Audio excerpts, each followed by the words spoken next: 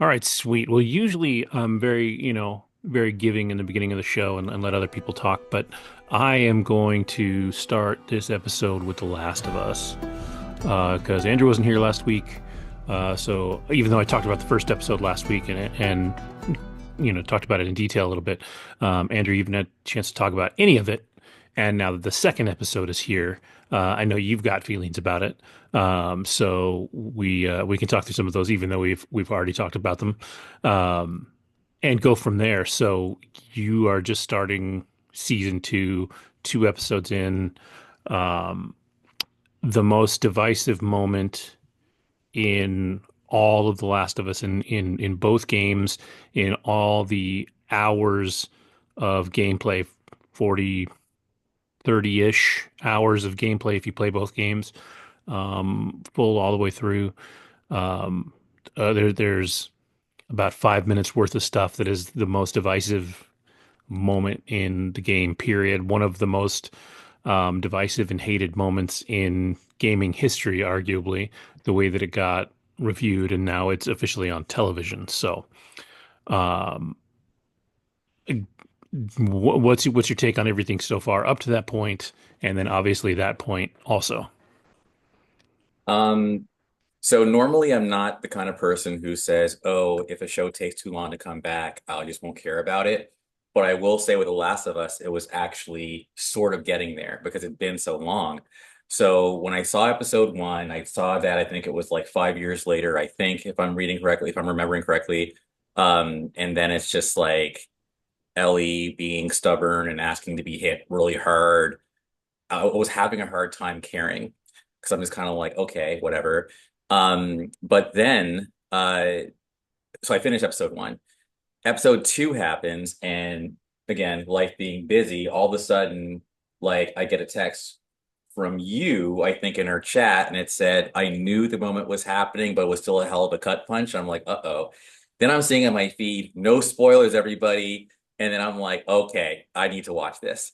So I watched episode two, and it was edge of your seat, catch your breath, like crazy stuff happening, like super like moments where I thought certain characters were definitely gonna get it.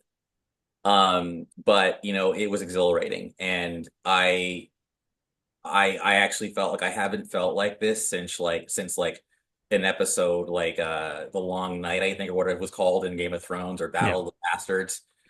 So then the moment happens, and you talk about it being divisive, and yeah, I don't think I am as understanding of Abby's actions as other people, because again, I think what Abby did was sadistic. I think that she absolutely wanted to inflict as much pain as possible and didn't care about the motivations behind what Joel did, which was to save, basically his daughter. Even after he saved her, which to me would have said, this guy isn't all bad. Like, he saved someone he didn't even know. So to me, um, I'm now into the show because I want to see what happens. I want to see, and what I also didn't understand, frankly, was if I was Abby, and I'm consistent here because even in Station 11, there's a character who stabs somebody, but they don't finish the job. And to me, I'm a very logical person. If you're gonna go there, don't go halfway, go all the way. So if you leave somebody behind after you've committed murder and the person who loves them is still there and you've left them behind, you're asking them to come after you. So Ellie now is going to be coming after Abby, and I want Ellie to get her revenge.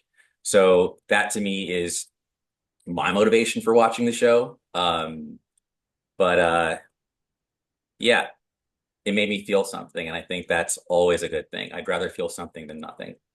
All right. Well, let me do this. And since Lauren hasn't watched the show, right, has no idea really who the characters are, doesn't know, isn't attached to any one character.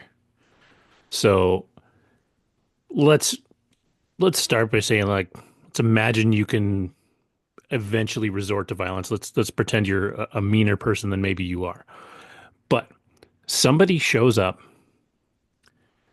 Uh, yeah, let's say your dad's a doctor and the whole world is sick. He has the opportunity, potentially, to create a cure. And the issue with doing that is the one person that he has, there's only one person they've ever found that could potentially have the cure for this disease that's ravaged the world. The downside is that if he works on this person, they're going to die. So he starts that surgery. Somebody comes in, murders your dad and all of the people that he works with, uh, leaves with the only person that's the cure, uh, and just leaves all the bloodshed behind him. Would you, number one, would you want that person that killed your dad and all of these people and took the potential for a cure with him? Would you want that person to die? And would you want them to die quickly or slowly? You're Family. asking me? Yes. Yes. Oh my God. So I'm assuming that's is her name Ella Ramsey or Bella Ramsey. Yeah. Bella Ramsey? That's She's not the one that killed anybody. She was the one on the table. right, right. And this was first season. Hmm. And is Pedro Pascal the person that took her on the table? Yeah. Yep. Yeah, fuck him. He's gone. Right. So the problem is that what we as viewers have watched, Sure. we started from Joel's point of view. So we're attached to Joel. When you play the first video game, you play as Joel Okay. 80% of the game. There's a little bit where you play as Ellie, but otherwise you're Joel. So our experience for a season of television, for an entire game, basically, is Joel and Ellie. They're our heroes. Okay. Joel, throughout the years, has murdered and tortured people. He has a history of like literal torture that they talk about in the first season. They talk about it in the first game. Is his Um, job to like assassinate people? no, his job is to survive in this, bad world. But because his daughter died, and his real daughter died in front of him, he was very broken, and so he, he had to become this hard man, and he went extreme. He went too far, really. And so he did. He tortured people. He killed arguably innocent people in the past. Um, and then we have him meet Ellie. Ellie softens him up. They go through their whole thing. Um, So she's essentially his daughter now. he does everything he can for her not to be. Um, but How does he know that she is the resistant or the person that who can't get who is not who is yeah is unable to be affected by this illness? Has the word gotten out about her? no, really, nobody really knows. And as a matter of fact, it's a big point of the second one. Um, But Joel knows clearly, but how does he know? he finds out in the first one. So they don't know that she's immune. They're trying to escape with her. Mm, There is a tool that people can scan people to find out if they're infected or not. okay. On their way to basically traffic her across the country for reasons they don't know. They get stopped. He gets scanned. He's clean. The woman that they're with gets scanned. She's clean. They scan Ellie. She's not clean. So they think now that she's infected and they're in some kind of trap where they're supposed to die, because she's going to turn and kill them. Well, she shows them this bite mark that she has on her arm and how it's actually healed over, which doesn't happen. To Right. anyone. So, yeah. And she explains that she's infected, or sorry, that she's immune. Um, and so, But he doesn't know this when he's kidnapping her off the table. oh, he knows it by then. Yeah. He's known that for a long time by then. He finds out in the first episode of the first season. So Of he knows that she's Gotcha. immune. He knows that if he brought her there, that she was the whole purpose of them taking her across the country is so that these people can use her to find a cure. He doesn't know that it will potentially kill her. He doesn't know that until they tell him in the season finale of season one. That's when he goes on his Mm. rampage and all that. But the reason that I asked you the question is that as um, as somebody that's impartial-ish, right? You love Pedro Pascal because everybody loves Pedro Pascal, but I don't know him. I don't love him. I could love impartial-ish, him. yeah. But like looking at it from Abby's point of view, her dad was trying to do something as noble as you can while having to potentially kill a relatively innocent person. Ellie's kind of a dick sometimes, but she generally speaking, she's innocent. But you'd kill the one person to save everyone, and you have to come to terms with that. Now, somebody came in and murdered her dad. She wants revenge. That's the whole point of season two. So at this point, what Joel has done has kicked off this cycle of revenge that came to fruition in episode two. So that's where So Andrew whose and I are. dad, sorry, whose dad did Joel kill? Abby's, not Abby's dad. Ellie's? Yeah, Ellie has no parents at this point. Um, in Okay. the show actually does a great job of doing something the game did not. We are introduced to her mother. They never explain who her father is because it doesn't really matter. Her mom dies. Okay. But that does not happen in the game. In the game, you just never know who her parents are, and that's that. Gotcha. Um, All right. So you're now looking at it from Abby's point of view, which is not the point of view of the video game, from what you're saying. It is. As a matter of fact, one of the major things that happens in the video game is I'm not going to spoil anything, but you get up to the point that we're at in the show. Okay. Then you play through, is it 3 days? I think you play 3 days worth of Ellie's adventure up to a point. And there's a critical thing that happens there. Okay. And then you are taken back 3 days and you play those 3 days from Abby's point of view. So you get actually to Interesting. experience both of their points of view in the game and go through that. But in the show, I'm sure they're going to do that somehow. But in the show, what we have is a girl that we see in the beginning who's angry that her dad was killed. In season two, And she's not in yeah, season one, she's not in correct? season one at all. Okay. And then in season two, she shows up. She meets Joel in episode two, and she kills him very violently with a golf club, which is very important because that's what was done in the game.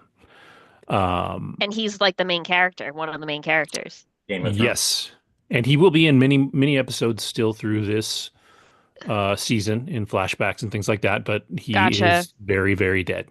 Very not alive. Okay, Yeah. which So I also haven't seen him. He was in Game of Thrones. Is that No, no, no. yes, This using. Oh, actually, he was in Game of he Thrones. was, and he Yeah, died yeah, I violently by forgot. getting his head bashed in. So there's some But I was similarity thinking there. of Game of Thrones because Sean, the main Sean character, Bean, yeah.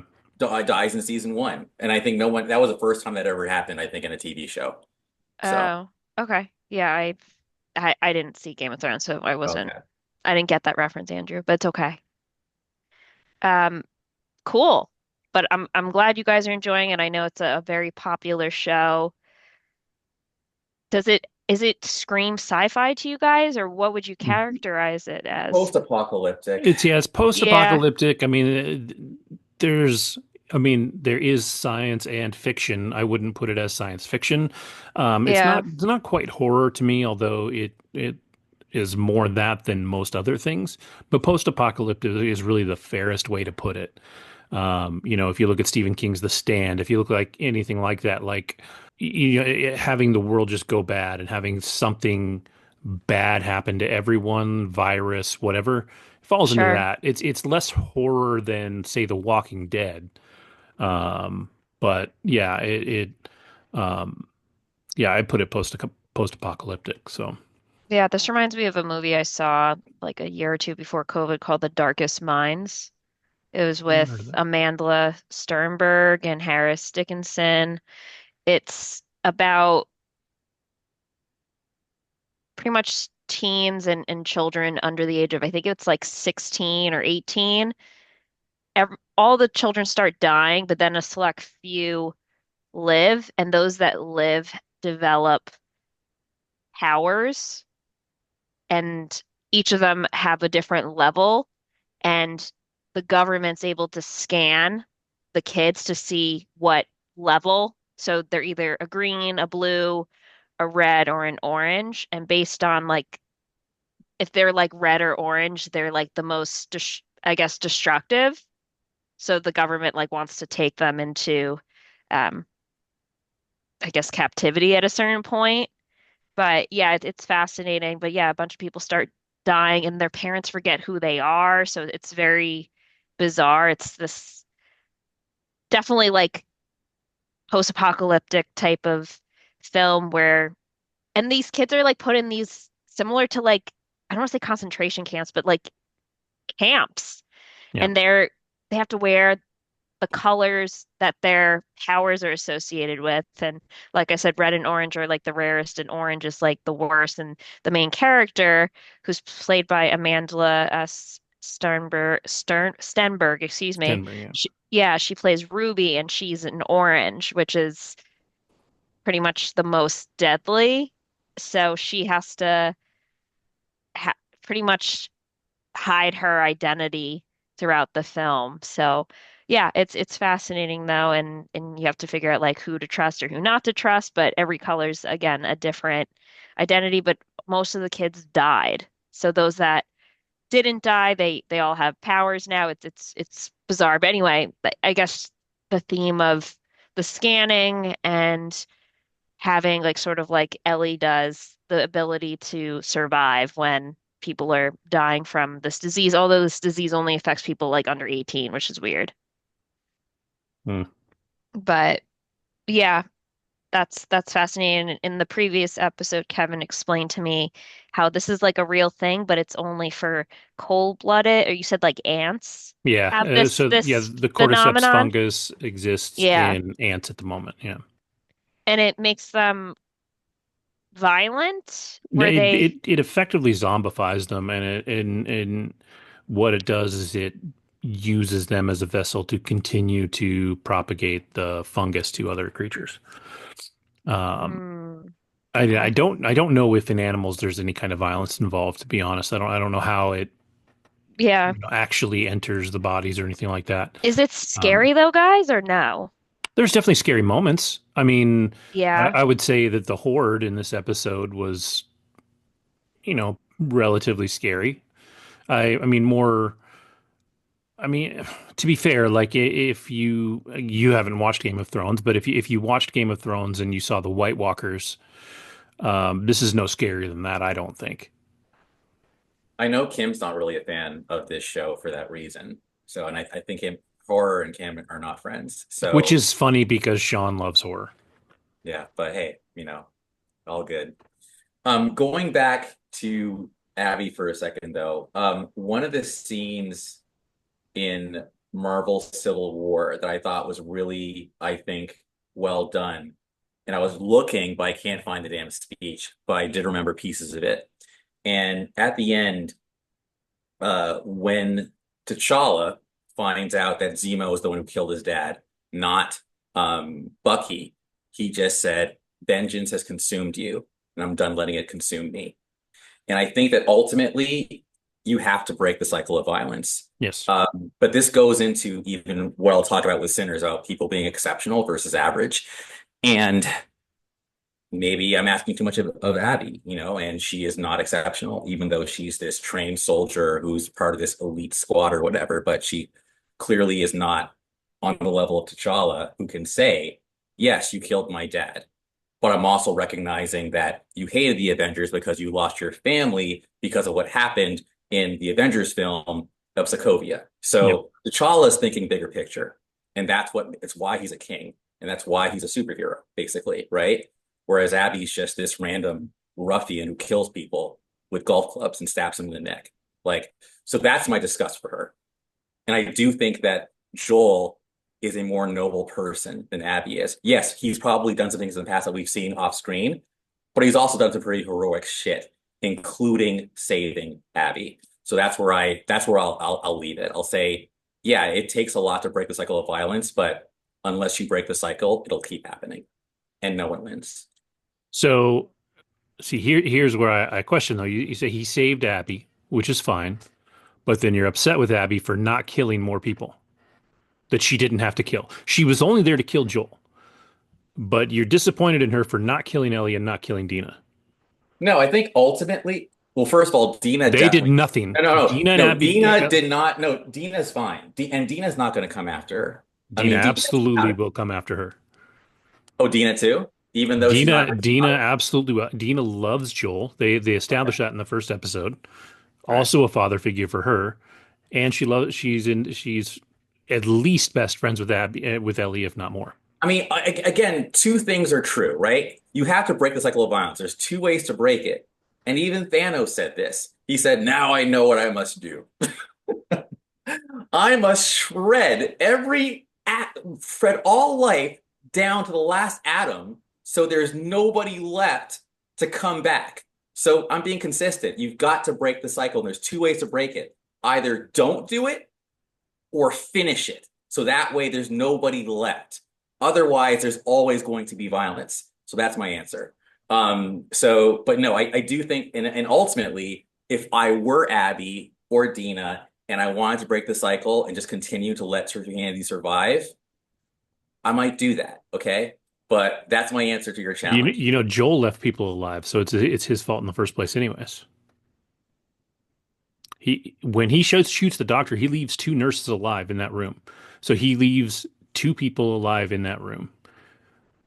He kills the doctor who only has a scalpel. Joel was trying, Joel wasn't on a revenge mission. He was trying to save his kid. I'm talking about a revenge mission. If you were on a revenge mission and you kill somebody, you got to kill everybody. Joel was not out for revenge. But he He was didn't just kill everybody. That's what I'm saying. Oh, He okay, was okay, yeah, out for sorry. revenge. He was trying to save someone. He wasn't out to kill anyone. He just had to do what he had to do to get his daughter out of there. So yeah, no, But he didn't. The issue is though that he didn't have to kill the doctor. I'd He have to could have. watch. I would have to watch the scene again. I The would. doctor, they hadn't done the surgery yet. They were in the OR. All he had was a scalpel. He could have shot the doctor in the knee, shot him in the leg, anything to put him down on the ground without having to kill him. He Yeah. did not have to kill it because the doctor is not a soldier. The doctor has no weapons. Everybody else that he kills is armed. Yeah. So he, I still don't think what Abby did. Sorry, I still don't think what he Abby did and what Joel did are equal. They're not. but I Um, think if you had watched the show from Abby's point of view and never met Joel and you knew what she did, you'd be Team Abby. You would want her to go out and get revenge, is what I'm saying. Like, I'm not, because so I have to be perfectly clear. I am yeah. Team Ellie and Team Joel, always Yeah. Team Ellie and Team Joel. But I think if you had started this show from Abby's point of view, so Abby is your main character, you don't know anything about Joel and Ellie other than Ellie's on the table and Joel killed everybody. You would want Abby to go get revenge. And again, what I would say is I'm someone who absolutely thinks about context. And I would say that if I was Abby, like I'm the kind of, and I think that again, T'Challa, right? T'Challa wanted to kill Zemo. All he knew was Zemo killed his dad.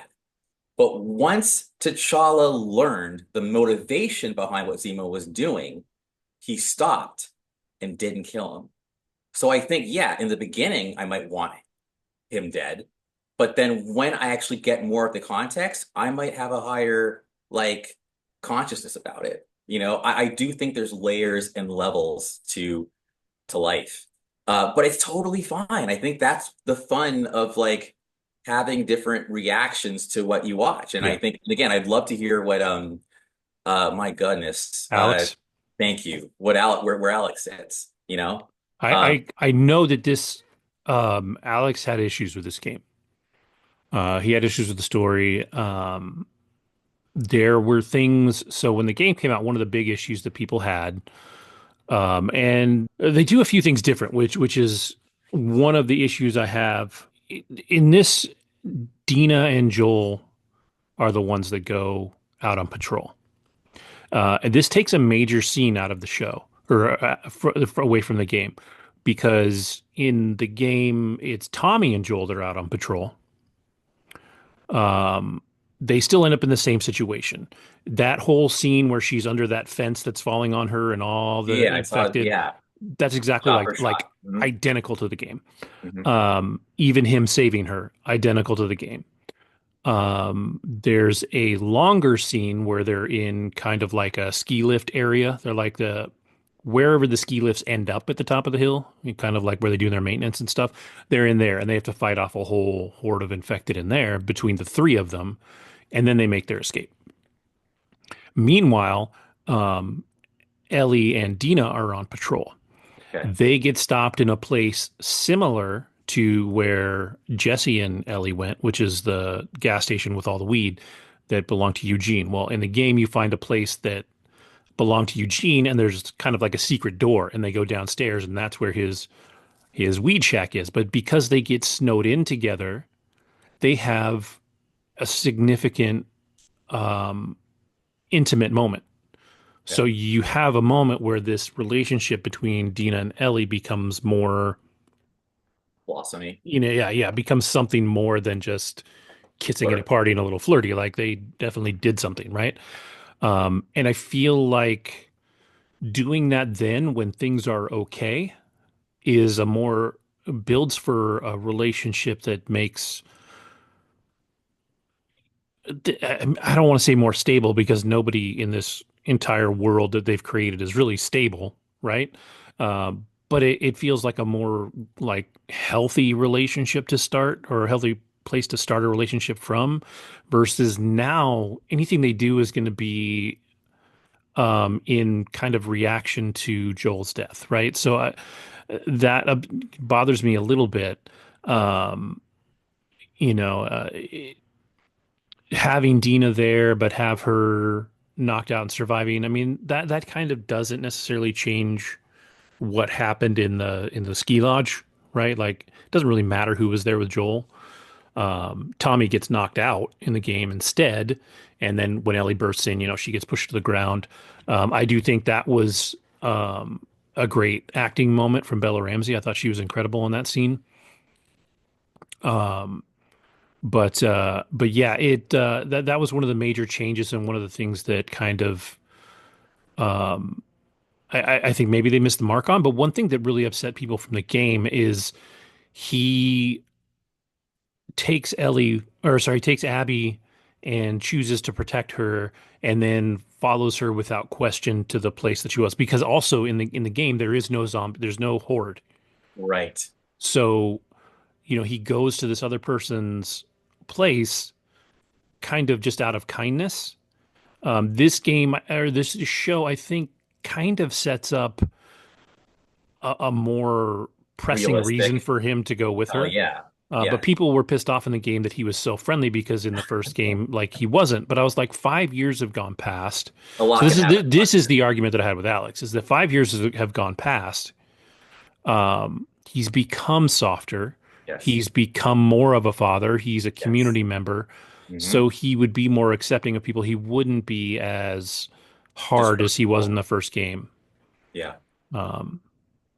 So yeah, it's definitely an interesting take. I know Alex didn't love that. He didn't love playing as Abby. Like he did not want to sympathize with Abby. And there's a lot of people that did not like that, right? They did not like that. Like the general and that was the whole point of the game is to put you into this position where you really have to realize that these people are all wrong in some way and they're all right in some way. They're all in the same boat.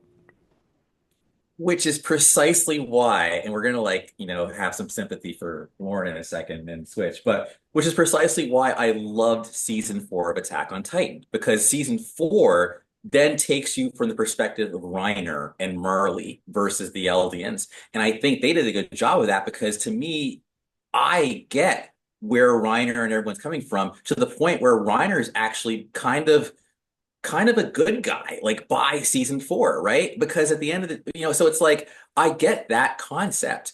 I just think, yeah, yeah. Here's So here's I'm not against like I get the concept of seeing things from other people's shoes, right? But I still think that it doesn't automatically absolve someone from trying to be better, like be the better person to end the bullshit. But I will concede that Abby's reaction is completely understandable. If that feels good to hear, Just Then, my then I will offer it. my argument always will be that this story has always been a matter of perspective. Whoever your hero is, you're going to naturally feel that protection towards them versus somebody else. Can I say one more thing? You- I hate to Yeah, interrupt, yeah. but I go back though to the gasps and the apprehensive looks from Abby's crew. Hmm. So I think even they were like, "Yo, what the F?"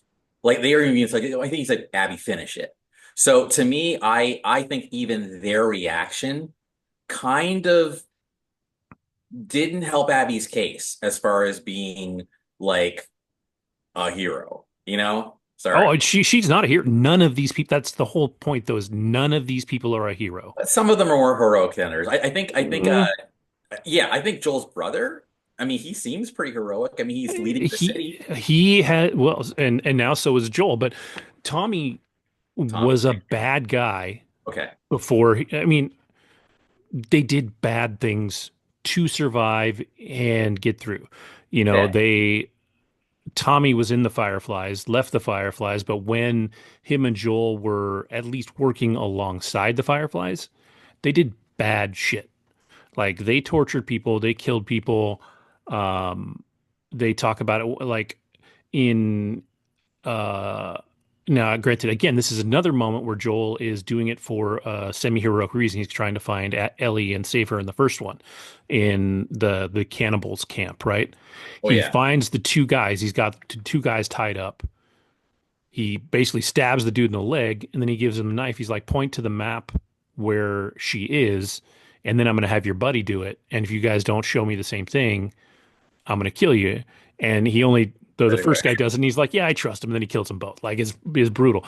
So like that's a moment where you get to see That's the some old gangsters. Joel. Like Yeah. that's the old Joel and the things that he can do. Um, so you know, they've all done bad things. Like the whole thing is that like none of these people Yeah. are No, no one's an heroes. angel. Tommy's trying the hardest. Joel is trying to become better, and that's because of Ellie. Um, Abby hasn't had that moment where she's able to have revenge.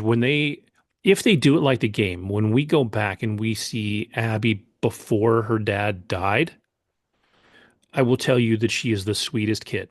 Oh, She I'm loves sure. her dad. Mhm. She loves her dad. She's Owen's best friend. There's a whole thing there. Like, there's all kinds of stuff. And then there are moments later on where I think Abby is a better person than Ellie in more opportunities than one. So it's really interesting. It'd be really interesting to see as time goes on because at this point, you actually haven't really been introduced to Abby.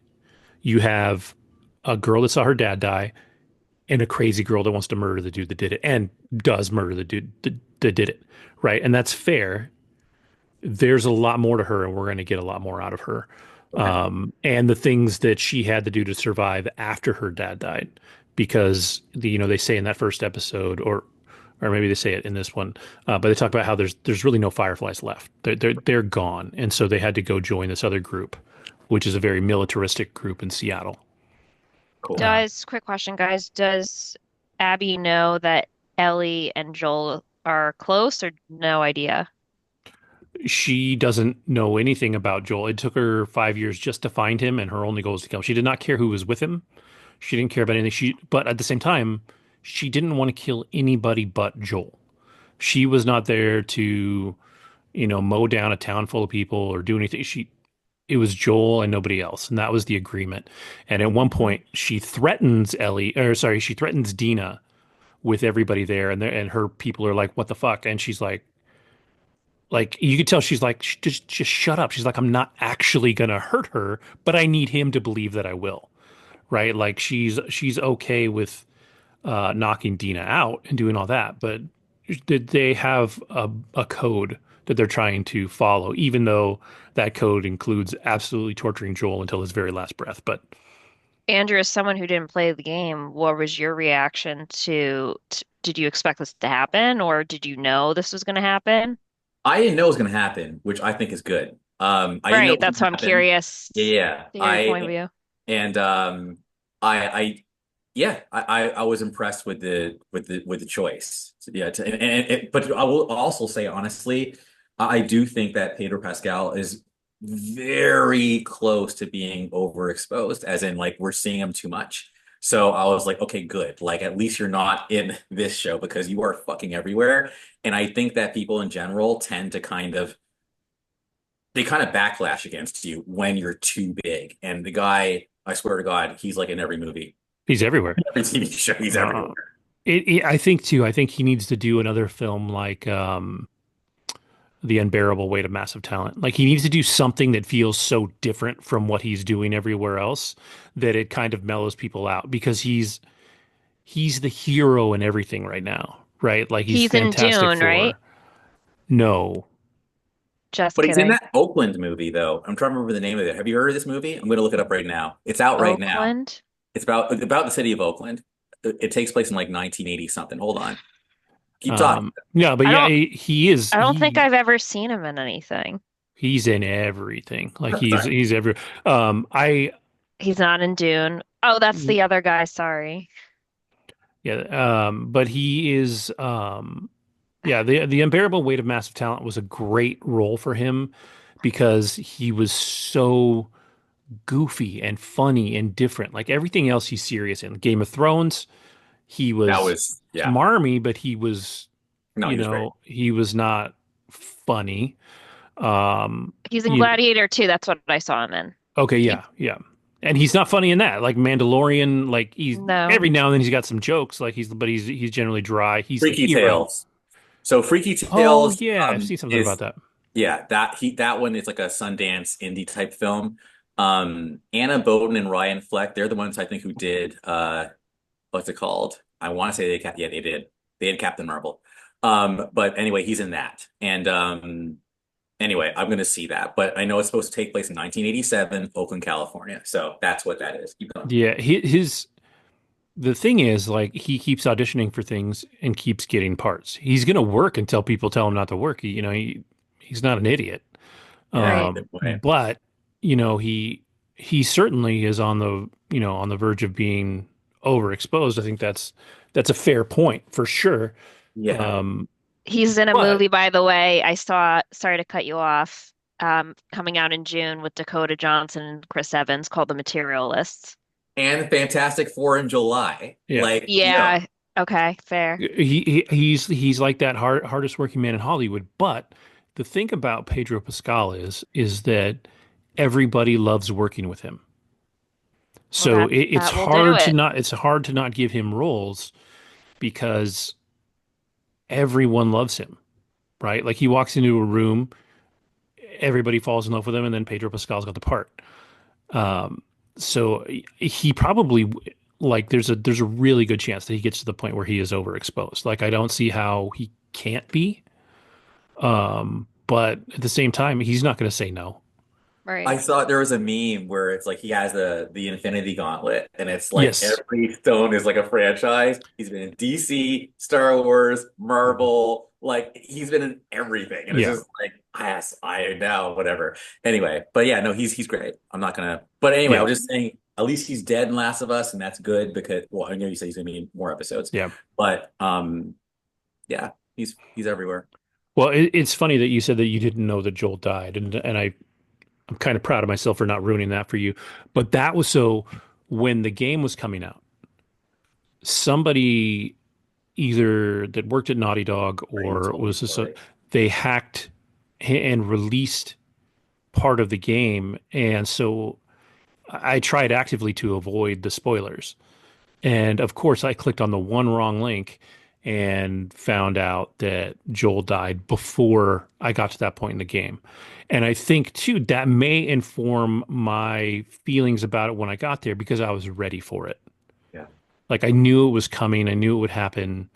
So, like I was more accepting of it because I had already had a month to think about it. Um, And so I don't know if that changes my feelings about it.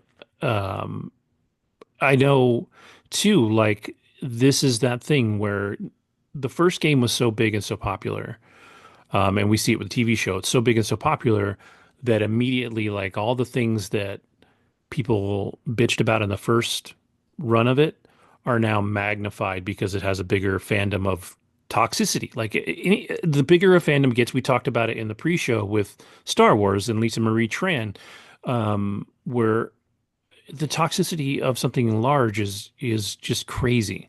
It's just absolutely insane. And I can't go a day without seeing somebody bash on Bella Ramsey for playing Ellie because she doesn't look like the character. And I'm like, you understand that number one, this is a made up character. This character in the original game, they actually got in trouble for because they tried to model Ellie after then Ellen Page.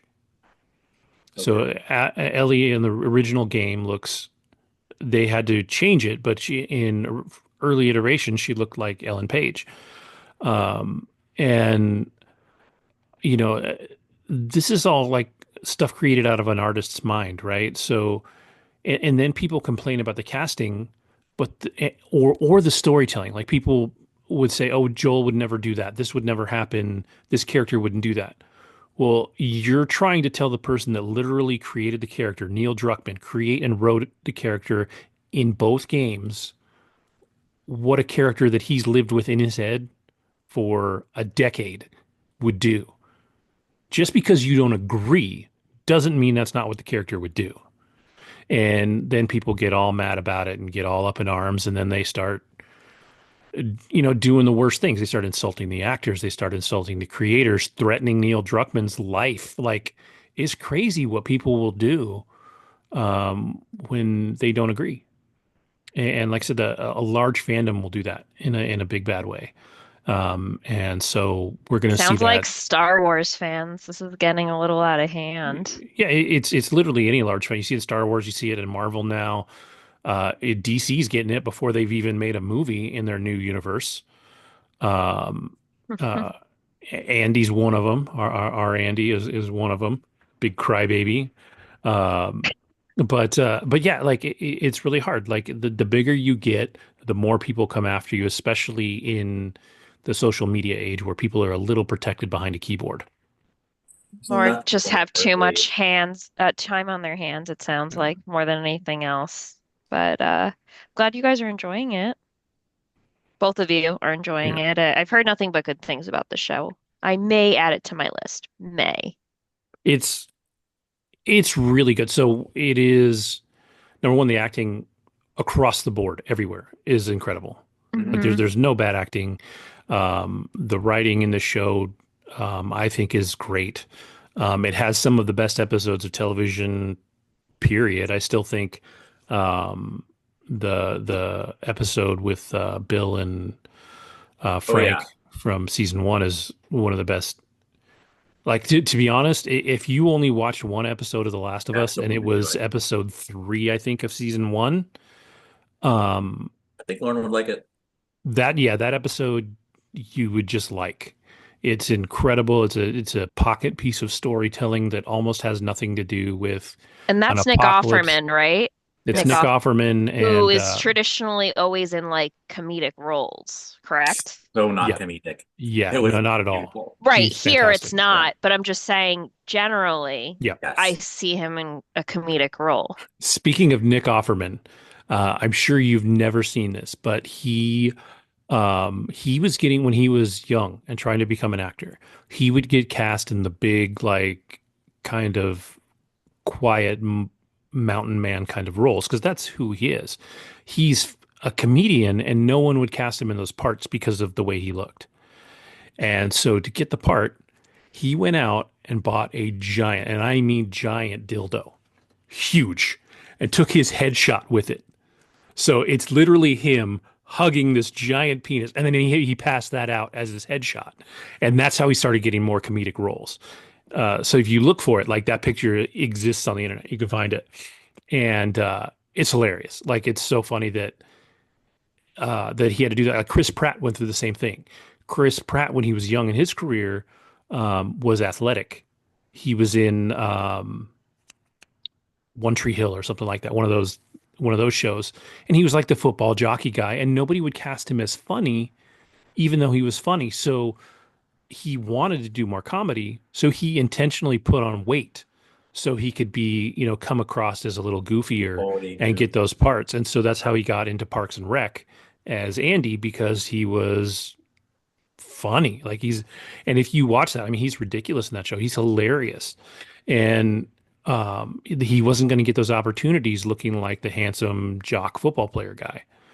And so you kind of have to make your way sometimes in Hollywood. You gotta look the part. Yep. Murray Bartlett, that's the name Murray of it. Bartlett. Yeah. On escaping me. Murray Bartlett, yeah. Yeah. Murray Bartlett, Nick Offerman. I think it won an Emmy. Yes, the episode definitely won the Emmy. Yeah, it was incredible. I think Nick Offerman won or was nominated, or maybe Murray, or they both were, or something like for that episode also as like best guest appearance or something like that, or maybe Golden Globe. Um, but yeah. So, anyways, we've talked about that a lot. There's a lot more coming. There's going to be a lot more episodes and a lot more stuff. I think there's 7 episodes. We've only got through 2, so there's a lot of story. Excuse me, a lot of story to tell this season. So, um, we'll get there. Okay, so we'll move on from that for now. Maybe we'll give Lauren a chance to dish on something new. You just went to the theater today. You saw The Wedding Banquet.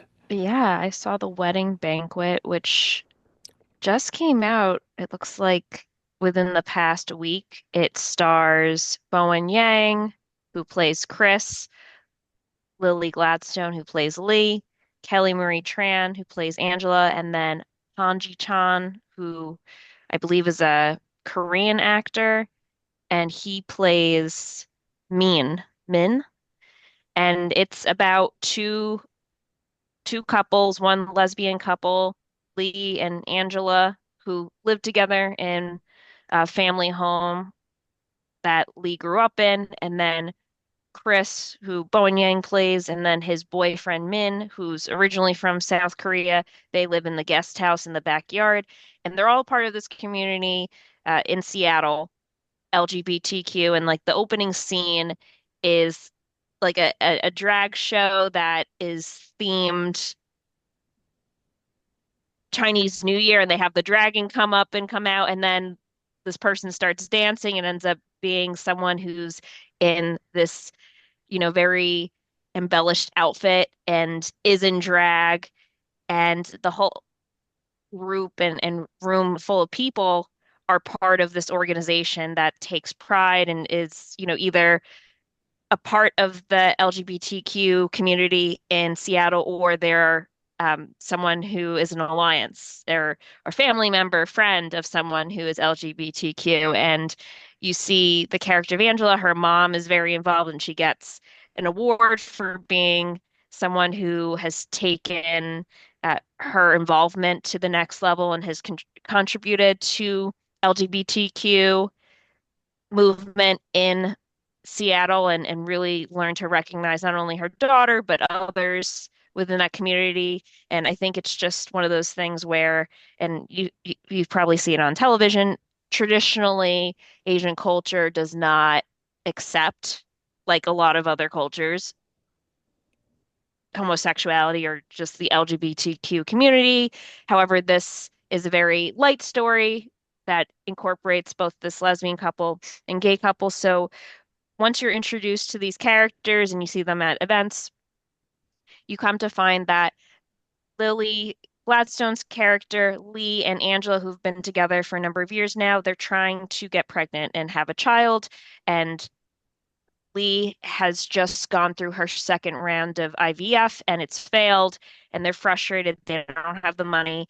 So they're trying to come up with a plan and figure it out. And at this point in time, you've got Chris, Bowen Yang's character, and then Chan Min, who are dating at this point for 5 years, and they live in this guest house and they love each other. And Min is getting pressure from his family out in South Korea. You've already been out in America for like 5+ years, time to come home. And he's trying to figure out how he can stay in this country. So he tries to propose to his boyfriend Chris. Chris says no, and he's like, "No, do you actually even love me, or are you just trying to continue staying in this country, etc." So they end up coming up with this plan where, since he comes from a lot of money,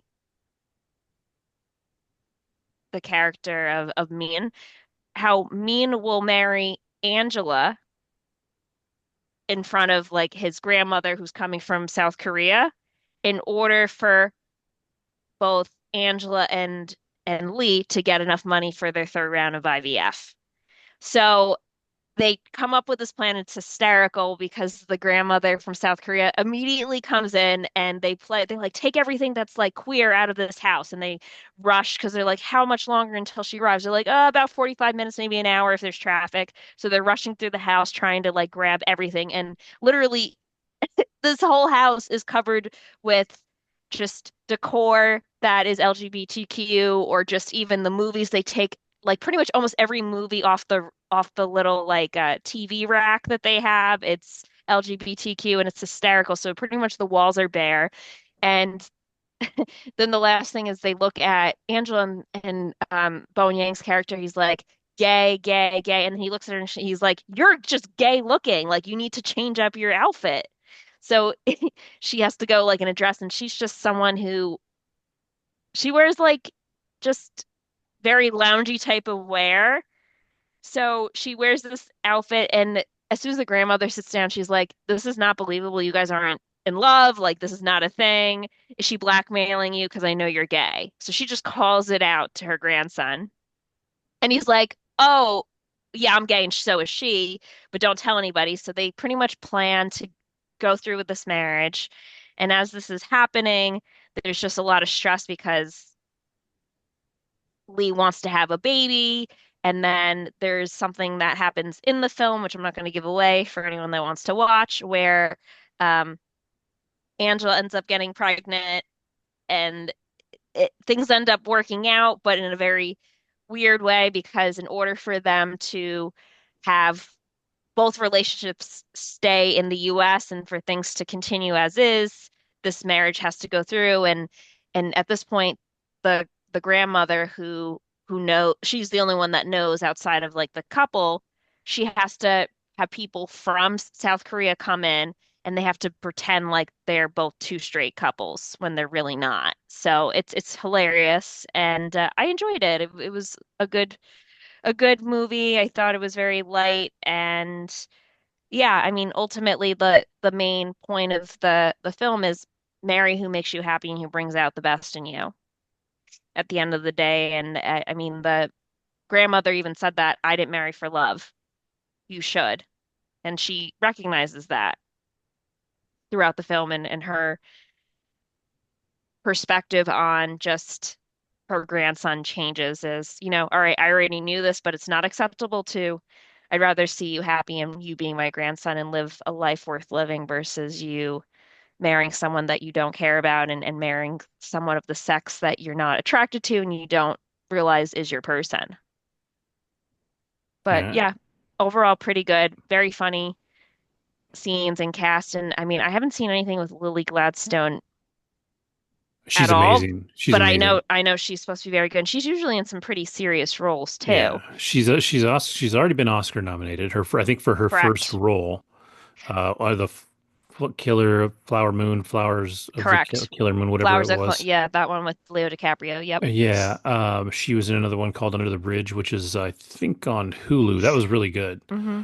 Um, it's funny because this is a very Asian film. The Yeah, entire cast is Asian, written and directed by an Asian person. So um, correct. very heavy on the representation. Like if you look at the cast list, I mean, it's entirely Asian, For the most part, yeah. other than Lily Gladstone, who was Native American. Correct. But but yeah, I like seeing that stuff. Like stories about us, a community are best told by the people in that community. And I think seeing this level of representation for something is kind of important. Yeah, and I Um, think a lot of this started with Crazy Rich Asians in like 2018, 2019, and since then it's been mhm. skyrocketing and they've added like there was some other film I feel like recently in the past year or two that came out. I can't think of it, but yeah, I think they're really just digging deep and exploring that. There was a show that I watched, I want to say within the past 2 years, where it's like based off of Crazy Rich Asians, and they made it almost like a housewife situation where they have people from different parts of Asia and the most wealthy, and they're all in like California, more or less. But yeah, it's there. It's definitely like you said, the representation is definitely there, and it's popping up for sure. Yeah, I feel like Beef kind of did that. It was definitely taken from a very Yeah, um, Asian point of view. Um, yeah, but yeah, it's interesting because it is historically been kind of an underserved community in film, and like I said, I think 100%. um, Crazy Rich Asians really kind of flipped the script there, and it, Totally. they took like every Asian actor and put them into one film, and they were great, and that Right. really worked. And then I think Everything Everywhere All at Once um, kind of leaned into that too. Like a lot of it was actually in I don't know if it was Korean or what language she spoke. Um, and then you throw in Jamie Lee Curtis to to whiten it up for a minute, and she's absolutely fantastic in that too. But yeah, it's good to see that representation happening more and more. Right. Yeah, but at least from a like a comedy sense, this is where like that's where I feel like it started Oh, for sure. and then became Rom-com. more, yeah, I think the Asian rom-com type of film. So yeah, I thought this was great. And obviously this is a little bit of a spin because it's LGBTQ, which was not as far as I'm concerned. And I think I've only seen bits and pieces of Crazy Rich Asians that was rom-com story, but everyone, from my understanding in that film is hetero, or at Hetero. least the character, yeah, heterosexual. I'm pretty sure Yeah, at least the yeah. main characters are. So, yeah, it was enjoyable for sure. And I mean, it takes place in Seattle, so unlike Crazy Rich Asians, whereas I believe they go to where is it China or Korea or They no go no to no it's Thailand, right? no, it's China. I think it's I don't even remember. Literally, I can picture the building. I can picture the building. It's like yeah. I just I can't know remember it's New this. York is where Is I it think Hong? Is the it rich Hong guy Kong? is. Maybe. Hold on, Does I'm it take place in Googling Hong right now. Kong? I can picture the Place. building. There's this cool building that almost looks like a spaceship. There's two Singapore, primarily set Singapore. in Singapore with significant scenes filmed in Malaysia. Okay, Yeah. interesting. All right, Yeah. I know you're yeah, talking about the building with the like there's Yeah. like three of them and then there's like the yeah. Yep. yeah.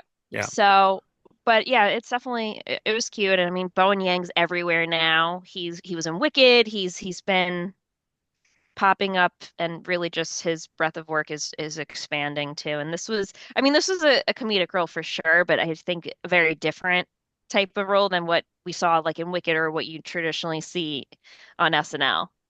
Yeah. He too he dealt with the trouble they got themselves in from SNL really well. They got kind of blasted for the skit they did about the girl from White Lotus. Um Oh yeah.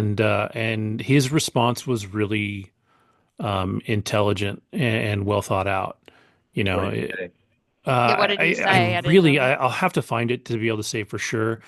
But it was basically like, yeah, sometimes we go too far, and that's on us. And he wholeheartedly apologized, and it felt like a genuine apology, not like a PR apology, right? Like it didn't feel fake, and like I said, it felt really genuine to it was Amy Lee Wood.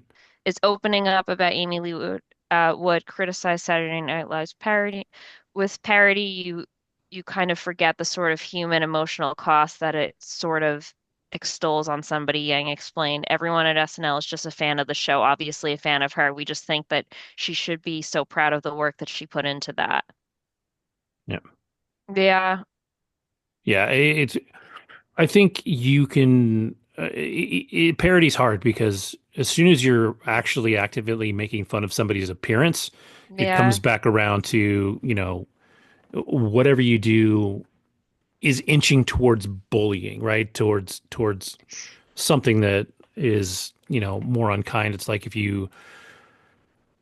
you're poking fun at somebody for being overweight, or if you're poking at somebody for being, disabled or in a wheelchair, like anything that sets them apart, if you really focus on that,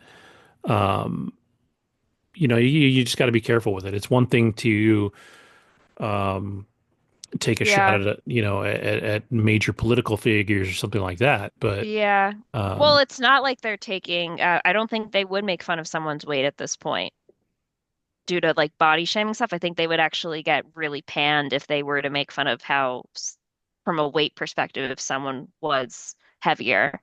I think teeth wise, I don't think that was something that I mean, they took a stab at her, no question, and she was the only character who they actually didn't have a political representation of.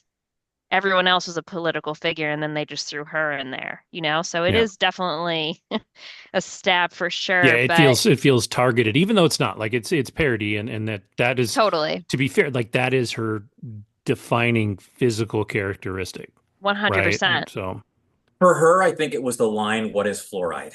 That's what made her mad. Because they were Yeah. implying that her teeth were that way because like She she doesn't doesn't brush take her care. teeth. Yeah. Exactly. Yeah. But the monkeys thing, I laughed, sorry. But anyhow, go Bowen Yang for making good comments. And yeah, he called her criticism of the parody completely valid, yeah, just to yeah, clarify. yeah. Yeah. So Yeah, cool. I think he handled that really well, and that's impressive for me. That I mean, and for him to be the one that says it also kind of tells me that he is moving up the ranks at SNL. So his career is going in the right direction. Like for him to be the one to kind of be the face of that, and not somebody like Keenan Thompson who's been there for I don't 80 know years. 75 years now. Like he's been there forever. Yeah. But to let him be the one to do that says a lot about His his career character. and his Yeah. career trajectory right now. Like um, Well, he he's Totally. moving started up. as a writer there, and Uh-huh. then he eventually Ah, became a cast member. And I don't know, maybe he did have some contribution to writing that sketch. I don't know. But I mean, the main writers, from my understanding, are Michael Che and Colin Jost. But from my understanding, also, like Bowen Yang does do They quite a bit of they writing too. in a lot of cases, most of them do some bit of writing. It's kind of how SNL works.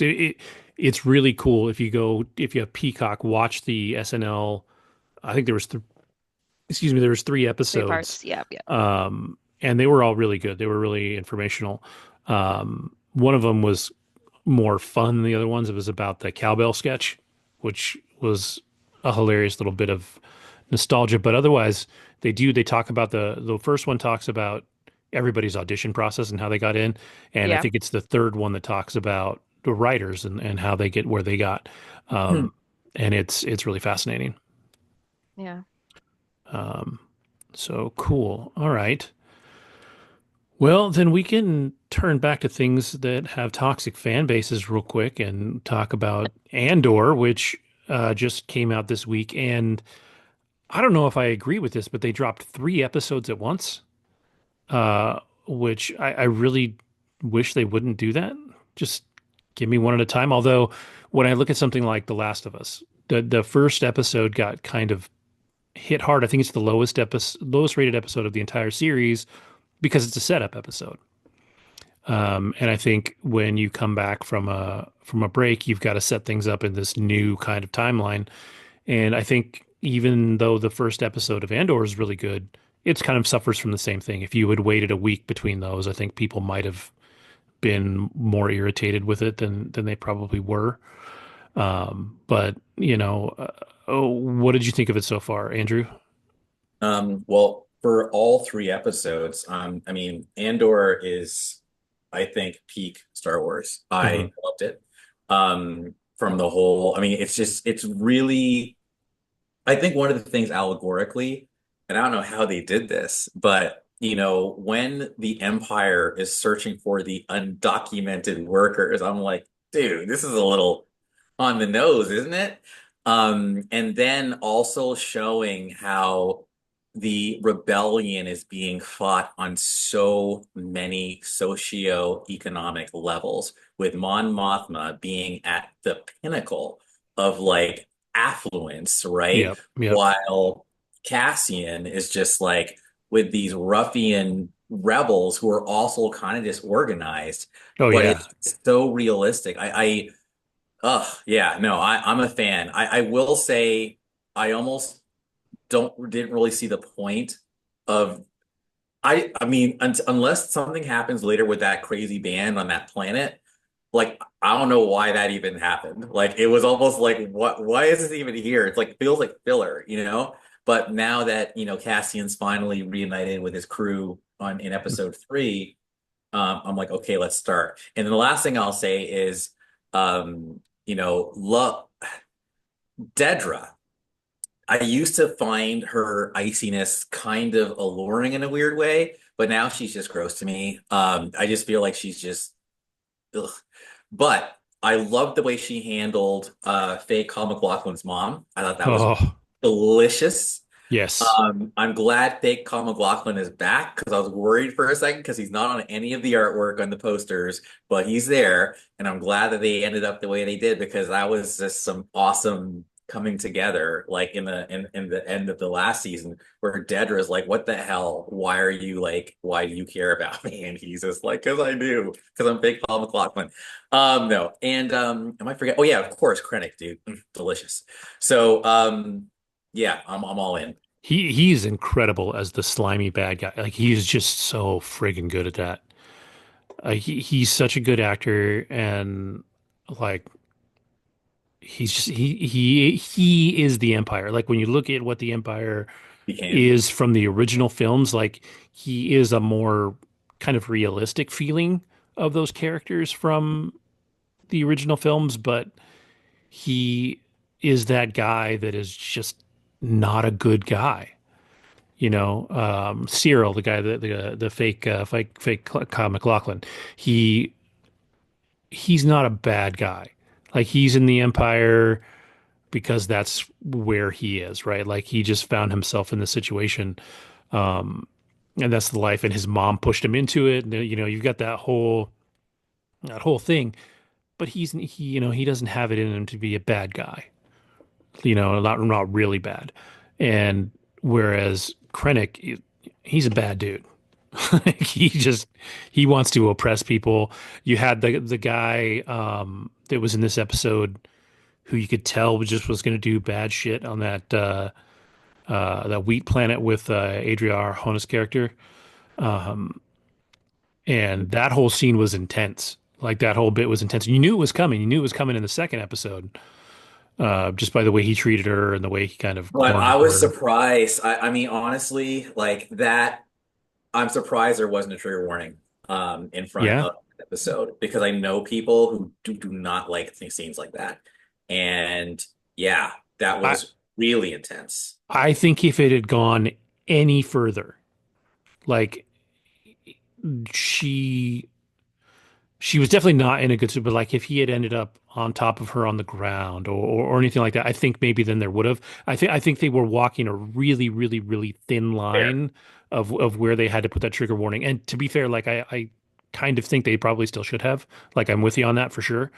But at the same time, like it didn't go as far as it could have, but it certainly went farther than anything Star Wars has ever done. Like Ever. to deal with sexual assault in any way. Like even though like he didn't really Nah, dude. rope her in any weird way, It like it it was was it no, was it was it was getting bad. to like it was going to get to that point if she was not as capable as she was. Correct.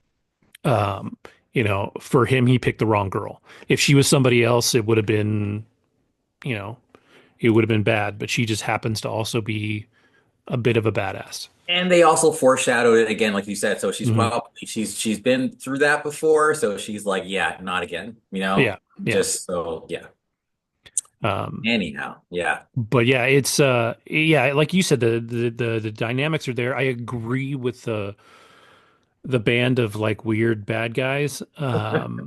It's it definitely feels out of place. So we'll see how that comes around. I feel like they have to come back because if they Right. don't, it really was like Point of this. 30 minutes of filler in an episode that didn't really need it. I mean, I guess you needed a reason for him to not get back sooner, Sure. but yeah, it definitely felt like filler. It didn't change his character at all. Like he did exactly what he needed to do to get out of there and get back to his people. And maybe the Uh, point was to show that rebellions are messy.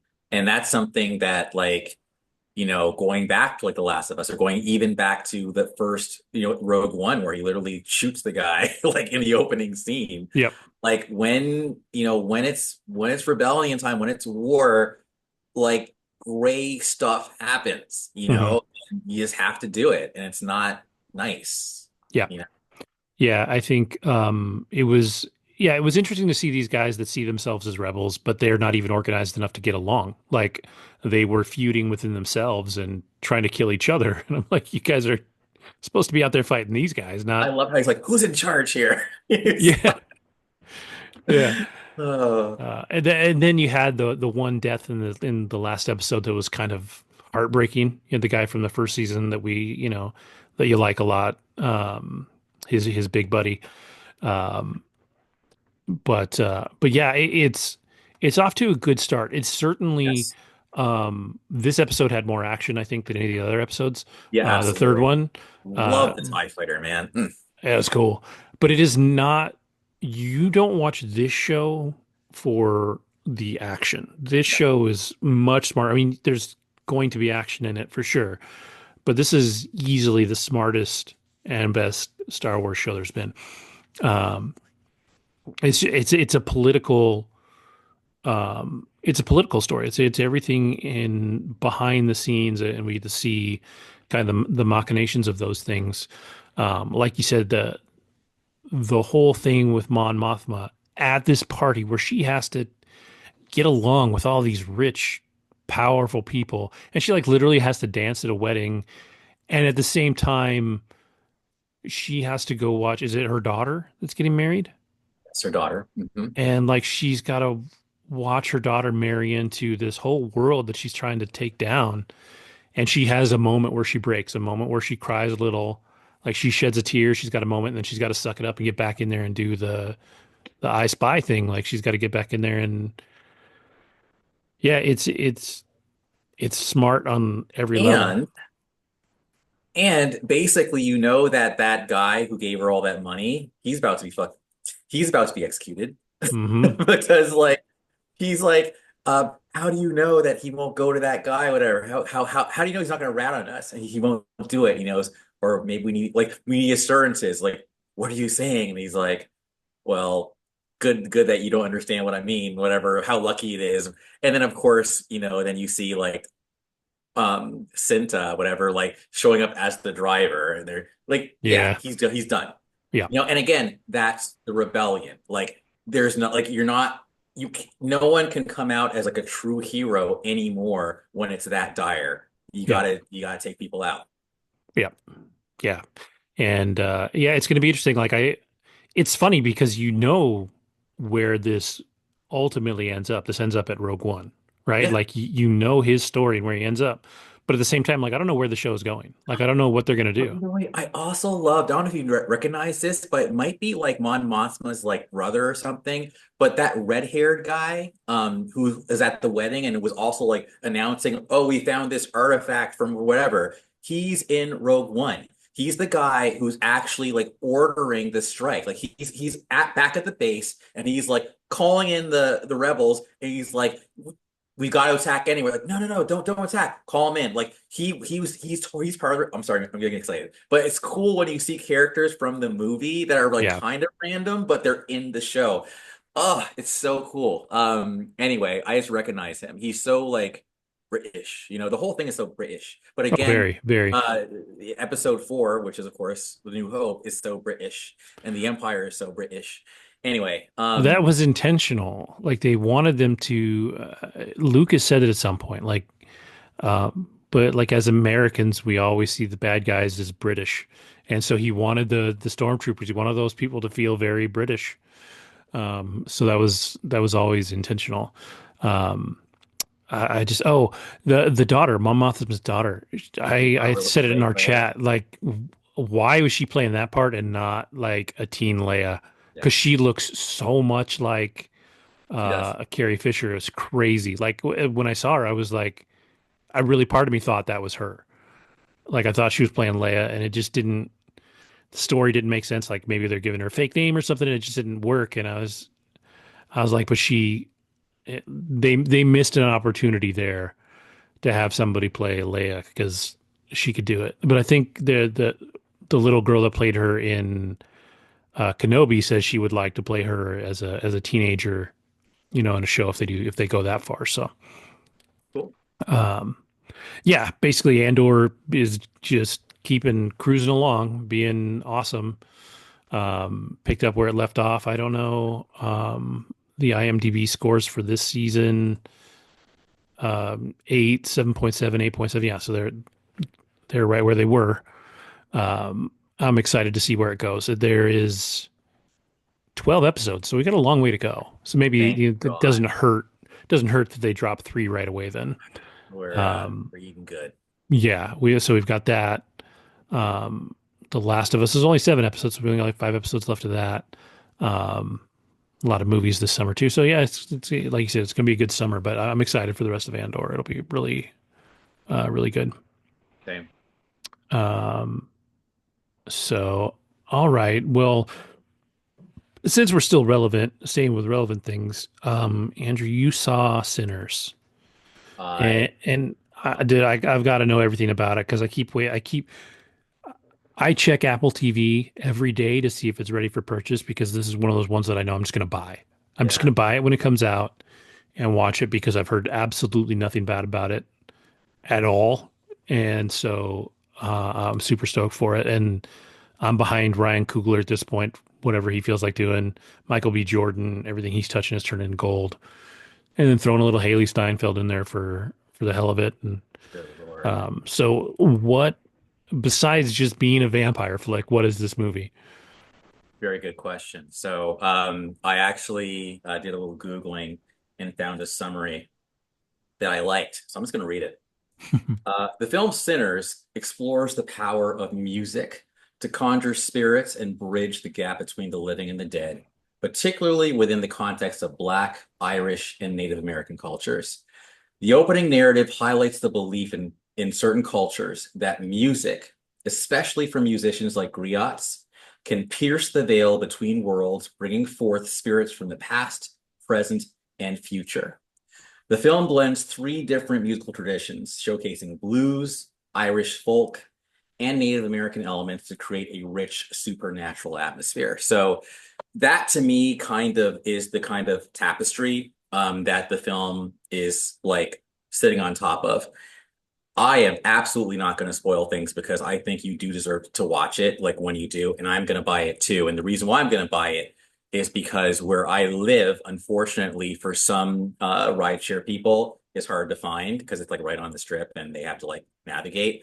So, and what was crazy was this movie had a 2:15 start. Usually you have about maybe 25 to 30 minutes of like previews. Got a taxi instead. Got there at 2:30 thinking I was good. Nope. The movie had already started.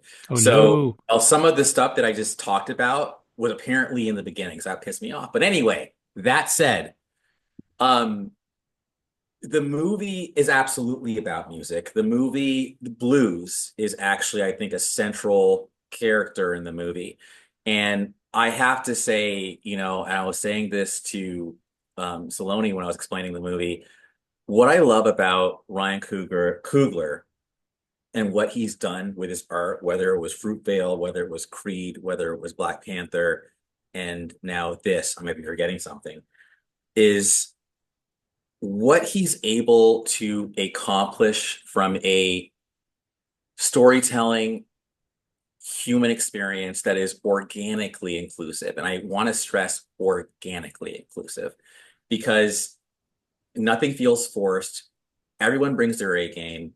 And you've got 3 people who I think are really kind of, there's more, but there's 3 kind of central people who make those movies what they are. And that is Ryan, that is Michael B., who was like the DiCaprio or De Niro to Coogler Scorsese. And then you've got Ludwig Göransson, who was his roommate at USC, who was the film composer, who did win an Oscar for Oppenheimer. And somehow this Scandinavian dude can just like take music and make it feel authentically from the culture that he's representing. So he did the score for this film about it's very bluesy. My God. I mark my words. I called it when I said everything, everywhere, everything about whatever, everything, everywhere, all at once. I called it. I said there was going to be Oscars for that, and I was right. And I did mention the ones who actually won. It was only the guy I didn't predict, but I did predict them for the two actresses for leading and supporting. And I do think Lawrenson will win for score. I do think there'll be nominations for the cinematography, maybe the directing, maybe the script, maybe even some of the acting. Oh, the acting. All right. So Haley Steinfeld's been getting a lot of buzz for this film, and I do think that this is her meatiest role. She just oozed into the role. It felt very natural. And what I love about Haley is that she can play so many characters, but she's never played a character like this. And this is a character who feels authentically Southern, authentically like someone who um, was born, like this is the character who was born basically black, but she was light enough to pass and but didn't want to be in that world. So she wanted to come back, but basically it's like, no, you can't do this because the way you look, you're going to end up dead. And whoever you're with is going to end up dead too. Because again, this is Jim Crow South. You've also got, of course, Michael B., who just kills it every time. And you talked about directors working with actors to craft the best performances, and he plays twins. And there was a lot of cool cinematography that was done even between them. They said that one of the hardest scenes to shoot was him passing a cigarette to the other guy, like next to each other. Because normally with twins, it's like back and forth, or they're just kind of like doing two.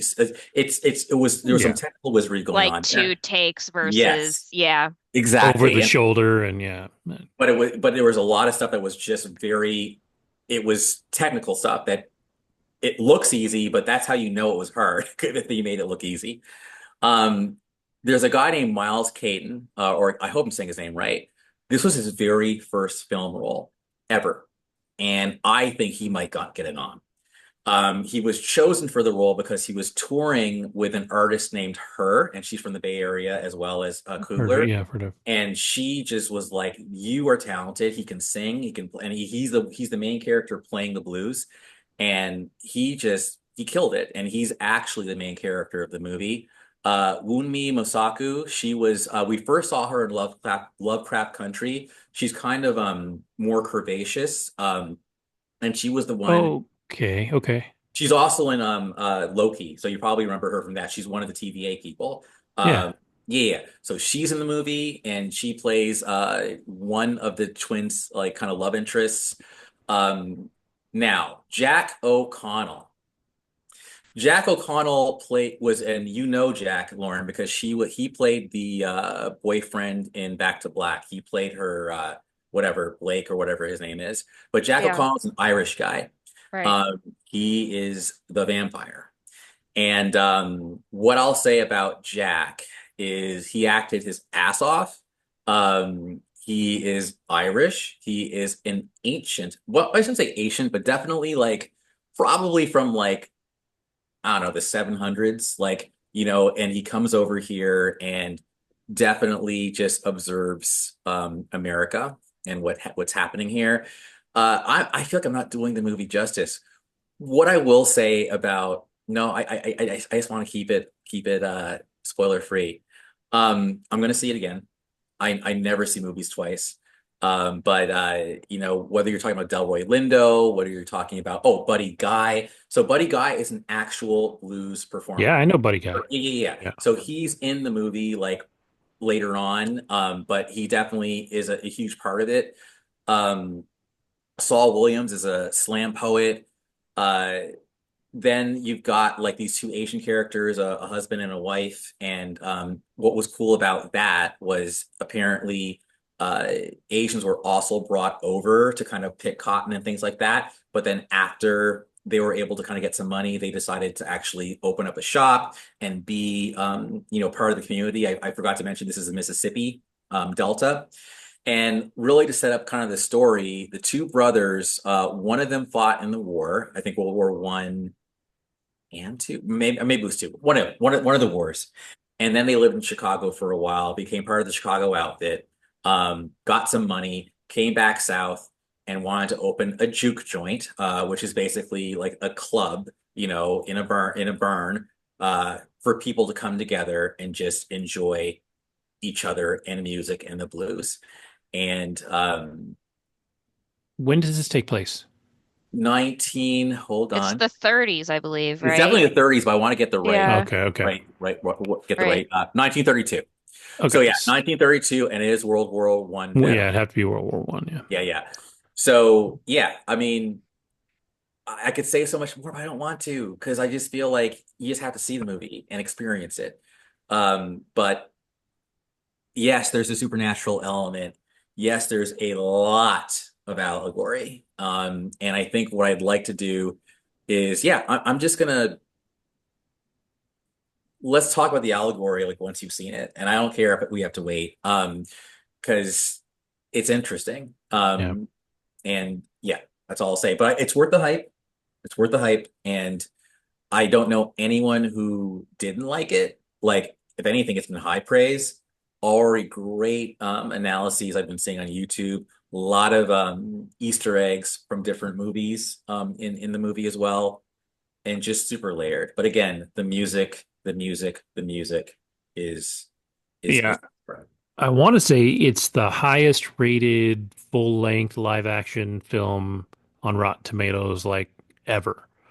oh, Like yeah, there was I can't remember what the defining bit of it was, but like usually when something's rated really high, it's a kid's film like Paddington or something like that where you're kind of rating it for different reasons, right? Like Paddington is family friendly, all those things that make it good, but it's also, quality, but it's not, an adult film. Whereas this is, I think it was like a 97% or 98% on Rotten Tomatoes at yeah. one point. Like it's crazy high rated. Um, and so I think that's pretty amazing. I think Coogler, his worst rated film, and it makes sense, is Black Panther 2. And I She think, didn't even direct. That's the thing. yeah, and unfairly too, though, like a lot of that came just because, Chadwick was gone. yeah, chat, like they had to pivot on that in a lot of ways, and so it just wasn't the film it was going to be anyways. Yeah, Um, but everything else, I think that's an 87. I think everything else is in the 90s. Like 90s. he is making good films. I think Haley Steinfeld, people sleep on her because she's a pretty white girl, right? Like, and she plays that role a lot. She's in Bumblebee, she's in all this stuff. Um, People forget that she was Oscar nominated, I think, for True Grit. That Um, was like in 2011, 2012. yeah, and she was young, like she was really young in that. Mm-hmm. Um, but like she can do the serious stuff. People like sleep on that because she's funny. Like she does the funny stuff really well.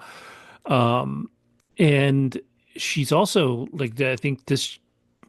She only discovered this recently, I think, but she's Correct. quarter She is like, black yeah, I was or actually gonna point that out. I read up on that when Andrew and I that's were talking about the movie. yeah. Her maternal grandmother was half Asian and half black. So So it does sound like the story from what Andrew's describing does relate a little bit to her life, very far removed, but it does run in her ancestry. She said it, she actually, being part of the film absolutely like opened up conversations within her own family. And there's a level of authenticity that I think that Coogler brings to his films. And, mhm. he even said like, he's always had a bit of a fascination for Irish like folk music. I mean, even his first name is Irish, so he's always loved it. So the guy who plays Jack O'Connell is Irish, like straight up Irish. Yeah. I mean, I'll just spoil one thing. There's even like a little like river dance at one point in the movie. It's like, and he's doing it well. So it's like, I mean, a couple of things I forgot to mention. It's just all coming at me in a flurry. But like, I know at the end of the movie, like in the credits, he totally thanks, oh my God, Christopher Nolan and Emma Thomas. Like, I feel like, Coogler is someone put it, I read a review and they totally said he's an auteur filmmaker who actually has something to say.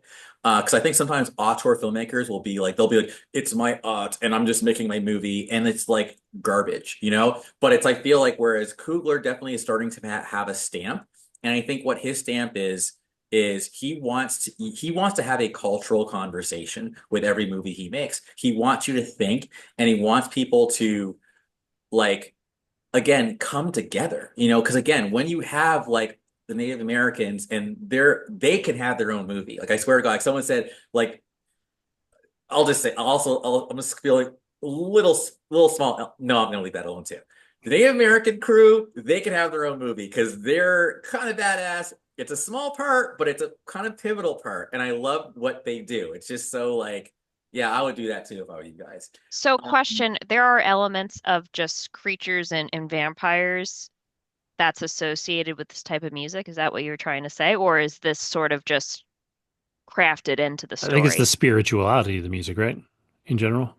I think that basically what the premise is, music has a way to kind of summon different anything, right? Like spirits from the past, spirits from the present. Supernatural forces at But bay, I whatever it also may. will Yeah. say though that I think the vampire part is really more, again, of an allegory. I mean, yes, they are real vampires and they absolutely are killing mother effers. But I think from a artistic storytelling perspective, I think it's really brilliant, but I can't just say it because I think it just ruins the whole damn movie. Um, Yeah. kind of like one of the things that has been in the headlines is how a lot has been made of the fact that Coogler negotiated a deal where after 25 years he owns the rights to the movie. And everyone's like, "Oh my God, that's such a genius move." And I saw this interview with some liberal, like, TV channel, I forget what it's called. But either way, it was like he was basically saying, look, like, I'm not the first person to do this. Like, so why is it such a big deal when I'm doing it? And then she's like, well, why do you think it is? And he's like, "No, I'd rather not say." However, Yeah. and it kept going. Yeah. And I love that because that's the other thing about Ryan. I feel like he's able to say things without saying it. And I think that's a very important skill because when it comes to things like race or any other radioactive topic, when you come out and say it, people's defenses go up and then they refuse to hear anything else. So the best way to get the conversation across is actually to say it without saying it so people think. Because when people start thinking, that's when progress happens, not when they're defensive. Hmm. Also, it's going to make them want to see more films in the future and see what he has to say because he's sort of like, I don't want to say predicting, but like you said, there's just certain elements and themes that he's putting out there that's, I think, telling a story before history is unraveling itself a little bit, or at least things are being told. One thing I will say, which was really cool, was and this never happens too, ever. So when I got out, oh, applause, people clapped at the end of the movie, which doesn't always happen. And it was in Vegas, like where I go, it's a great place. It's called Town Square. Anyway, that theater is usually empty. Like people are not like in there, right? I got to this one. Oh, the seats were filled. It was awesome. I was like, good.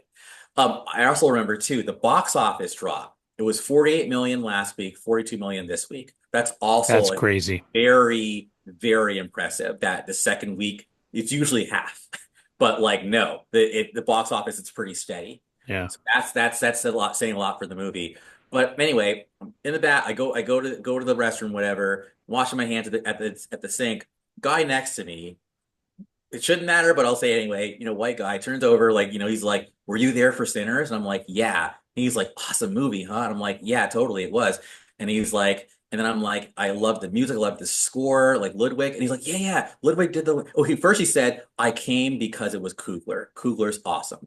Then I said, I love Coogler and I also love Ludwig. And then he goes, yeah, Ludwig did the Mandalorian. And I'm like, yeah, yeah, Mandalorian, but he's always worked with Coogler, whether it was Fruitvale, whether it was Creed, whether it was Black Panther, and he won the Oscar for Black Panther. No, not Black Panther. He won, I think he did. No, he did. He He won might the have, Oscar yeah. for Black Panther and he won the Oscar for Oppenheimer. And the guy's like, cool. And what I liked about that was, I feel like what Coogler is also doing is he's bridging people, because again, I Mm. think everyone felt like a little more like, wow, that was just like a raw experience, but it wasn't like it just felt very human and it felt very everyone can kind of just relate to it.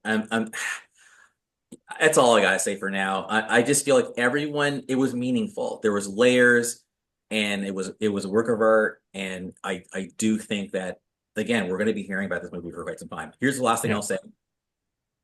My two favorite movies of this decade are Dune 2 and Sinners. I still haven't watched Dune 2. Every time I start it, I fall asleep. And I know it's good. It's just too long. It's just too friggin' long. No, this film makes me think about like Lovecraft Country Yes, very and much. The Watchmen, the Yes, series, the TV series, like yes, those two things. exactly. And I think what made those shows, so great is they dealt with these things in a way that um, feels it doesn't feel educational, but it is. Like I hadn't heard about what was The riot. in the Watchmen when they literally Yeah. bombed a town of American people. Um, and I can't remember what it Tulsa. was. Tulsa, yeah, the Tulsa. Tulsa massacre. Yeah. And they don't teach that in school. Like you don't hear about that. And so that was like super fascinating. And Lovecraft Country, you know, everybody knows that H.P. Lovecraft is like one of the greatest horror writers ever. You don't realize he was a racist, crazy son of a bitch, like dude had some serious issues. And so, I think things like this that, like you said, bridge that gap and impart knowledge are huge. Um, and I love that this has as much blues music in it as it does because I don't know, man, people don't understand how dope old school blues is. Like you said Buddy Guy, and somewhere it's been a long time since I've listened to it, but I've got a Buddy Guy album somewhere. Buddy Guy is dope.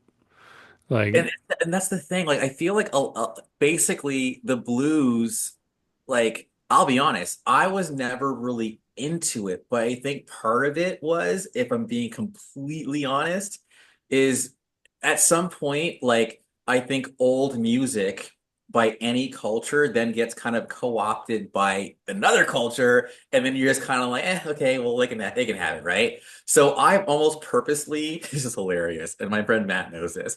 I will totally listen to new wave like you wouldn't believe, like old 80s new wave, because it's like, and I think The Weeknd did what I just said, actually, and owned that shit. So I think I was onto something, right? But anyway, if you go to a blues club, chances are the demographic is not gonna really be like a bunch of black people, just keeping it real.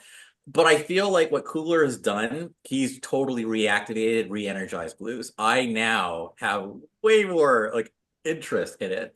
oh And when yeah. you listen to the soundtrack, the soundtrack tells a story and you hear scenes from the movie on the Apple Music experience or wherever you listen to it. So, oh yeah, this is a phenomenon. Oh, and last but not least, I do hope there's a sequel.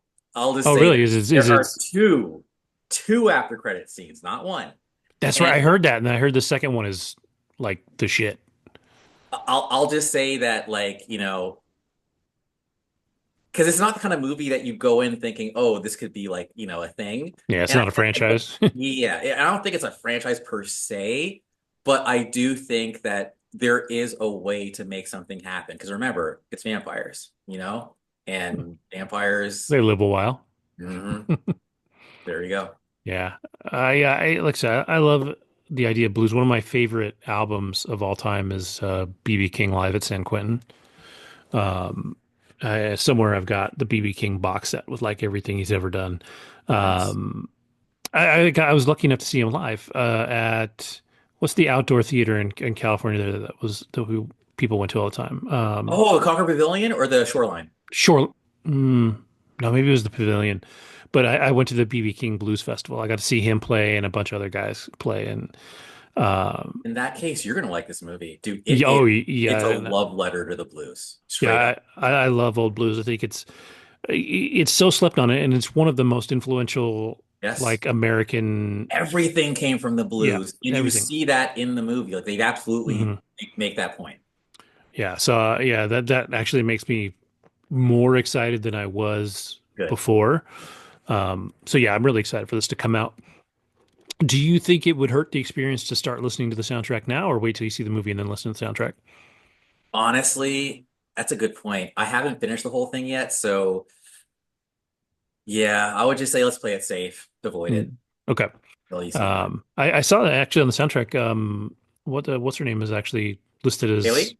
Yeah, yeah, she can sing. She sang a song yeah, on the Bumblebee movie. She can sing. I mean, yeah. she's more of a pop voice, but it's Yeah, still she's more of good. a pop singer, and she actually contributed to, I know, the Fifty Shades of Grey soundtrack too, Hmm, years ago. Not too many years ago, but within the past decade, she Yeah. has some songs out there. yeah.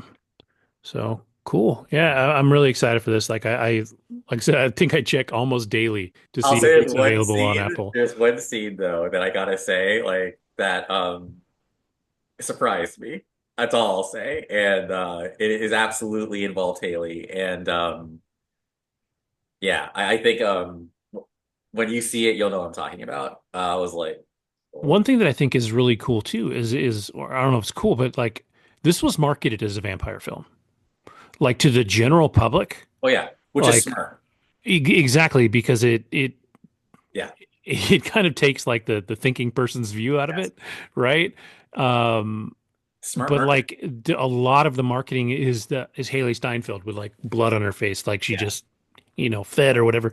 So it Uh-huh. really feels like it's going to be a horror flick, and it doesn't sound like it's really that at all. I mean, no, no, there's definitely gore and horror, but like it's just there's more to it than that. And I remember someone said, "Oh, it's just Dust Till Dawn all over again." And I'm like, I think Dust Till Dawn was a straight up like shoot 'em up. Like I It think, was that was to me yes, campier horror. It was good. yes, I like From Dusk Till Dawn, but yeah, definitely not what I would call any kind of cerebral. or sociological. And I again Yeah. that one. Okay, this is the last thing I'll say. I keep saying this, but this is the last thing I'll say. Like you could sort of see like there was a bit of like a okay, like maybe being a vampire won't be so bad. Like, like there was a little bit of that there. And that because, when you compare like being in a racist ass, like, you could die at any time, clan everywhere, or be a vampire and like be immortal and fuck anybody you want up as long as it's in the dark, you know? Yeah, you know? Are they unable to go out during the day at all? Oh yeah. Oh, this is absolutely like straight up like traditional vampire shit. Like you have to be invited in. You can't just walk in. Garlic will hurt you. Drive through a stake, silver bullets, that kind of thing. Like it follows those rules. The daylight thing is the one that's always kind of up in the air because even in Bram Stoker's Dracula, he was out during the day. Ah, So that like that bit has always kind of been up in the air. Depends on who's telling the story. As long yeah. as it's not friggin' Twilight, where Sparkly, shiny. you go outside and you sparkle. I was like, no, that's not okay. But generally speaking, like there are some when you get into Cakewalker. vampire lore, there's some loose things you can do. Um, I think I kind of talked about it last week with Wolfman, which I watched because it's on HBO. But like when you come to werewolves, do they change with the full moon? Are they always the wolf, or can they change at will? Like those things kind of fluctuate. So these things they've been around for so long that there's some freedom with that. But uh, just more curious about what they did with the lore in this one than anything. So cool, cool. Well, then we'll close out the show, Lauren. You had one more thing that you watched. The Room Next Door. So it's on Netflix. It is on Netflix. It came out at the end of 2024. It stars Tilda Swinton, who plays Martha, and it also stars Julianne Moore, who plays Ingrid. And these are two women who used to work together. It takes place, I believe, in New York, and they're figure like in their late 50s, early 60s, 50s, 60s, and um, they get reunited after losing touch after a couple of years. And you come to find at the beginning of the film that Julianne Moore is a writer, and she has a pretty successful book that came out. And as she's signing, she recognizes someone who tells her that Martha, her dear friend who she used to work with back in the day, is ill and has cancer. So she visits her in the hospital.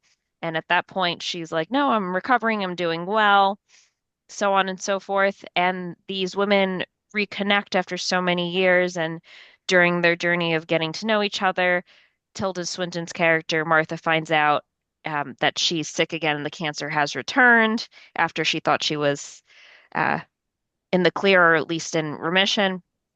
And it's very sad because as they're, going back in time and are reconnecting and definitely trying to, think of the good times and all the memories that they have together and such, death is in the mind of the character of Martha, and she decides like I want to spend like the end of my life while I'm in between treatments and surgery. Let's go somewhere outside of the city. So she rents this like really nice house. It looks like Airbnb, whatever it may be, but it's a nice house like outside of the city, and Julianne Moore's with her.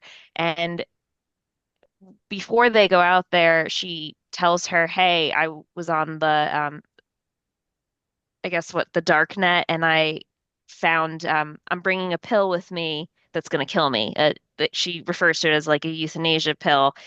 And long story short, she reveals this to Julianne Moore's character Ingrid, and Ingrid's like, I don't know how I feel about this. This is just tough because I'm sort of, obviously euthanasia is illegal in I believe most states. So she would technically be complicit just knowing the fact that she's bringing this pill with her. But the last and final days they spend together, and she tells her, "Hey, you'll know when it's done because I'll leave the door closed at night. And if the door is closed, I'm dead. And then from there, you'll call the police." And she gives her like the rundown of how she needs to play because obviously she's going to be questioned by the police. And it just kind of goes through their relationship and how they get so close after being out of touch for many years. It is pretty touching. It's a very slow movie. It's very sad because you see this woman very sick, not able to walk, losing her breath, and she's facing death and she knows she wants to die, but she doesn't want to die in pain and going through these treatments and stuff. So she makes the decision to end her life. And Julianne Moore's character, is terrified because she has a front row seat to the final days of her dear friend. And her former lover, who is played by our good friend John Turturro, who is Mr. Falcone himself. He plays her, I guess, ex-husband, former lover, etc. And he's the only one that knows about this, and they meet privately about just how she should process this and go about. And he's like, if she's going to kill herself, let her kill herself. But yeah, you got to protect yourself too, so that you're not arrested, convicted of this because just due to the fact that she knows. So yeah, you watch this play out, and eventually she does take her own life, and she does it in a way where she puts on a face of makeup, and she takes this pill and dies on a lounge chair, just outside on like a pretty day.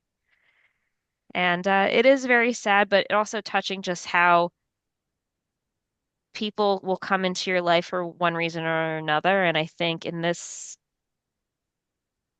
way, it definitely evokes just a lot of purpose, and sometimes people will come back into your life for a certain reason. I think for her, it was just to help her close the chapter on her life.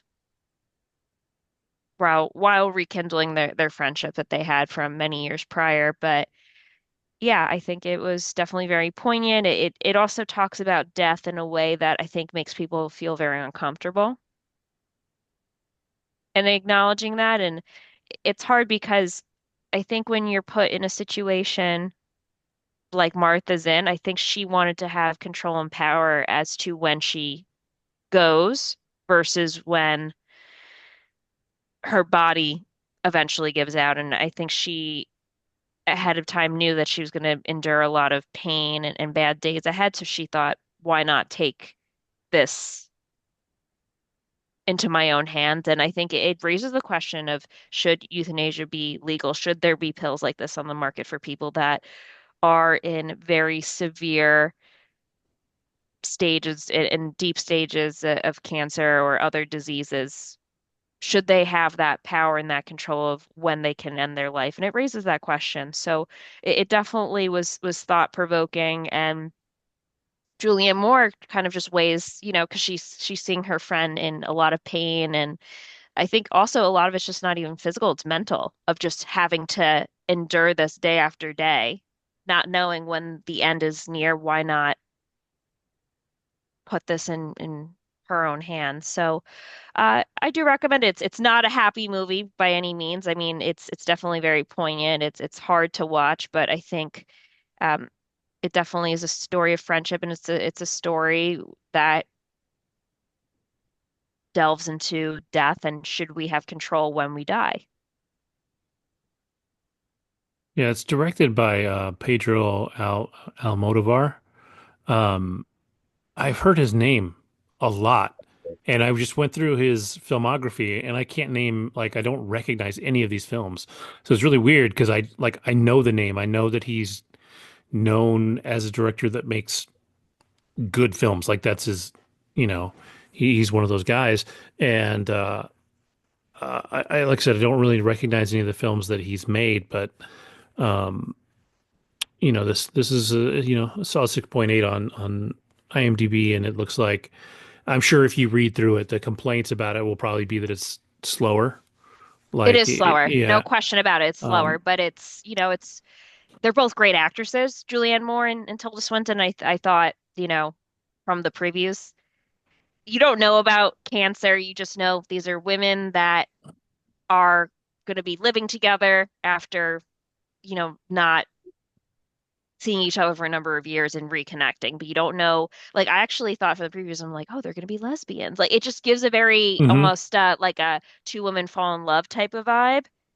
And I think that's what they want you to think initially, when really it's yeah, not that. even the IMDb description kind of hints at that being a possibility. Wants it to be, yeah, it leans into, and that's actually what I thought it was, but it wasn't that. And it is like a true love of a friendship, but not hmm anything sexual, is what I'm trying to say. Yeah.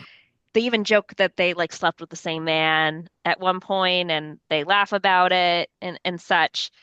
But yeah, and it's the thing that I found to be like very fascinating too is that at the end of the film, you find out that the mother, Martha, puts in her will Julianne Moore's character and her daughter get to split the um the property that she owns, like the actual um whatever they sell it for, the property, I guess, what do we call it? Like the whatever they sell it for, the earnings that comes The from selling the profits, home, yeah. profits, yeah. So, and I thought that was interesting given the fact that she barely knew her.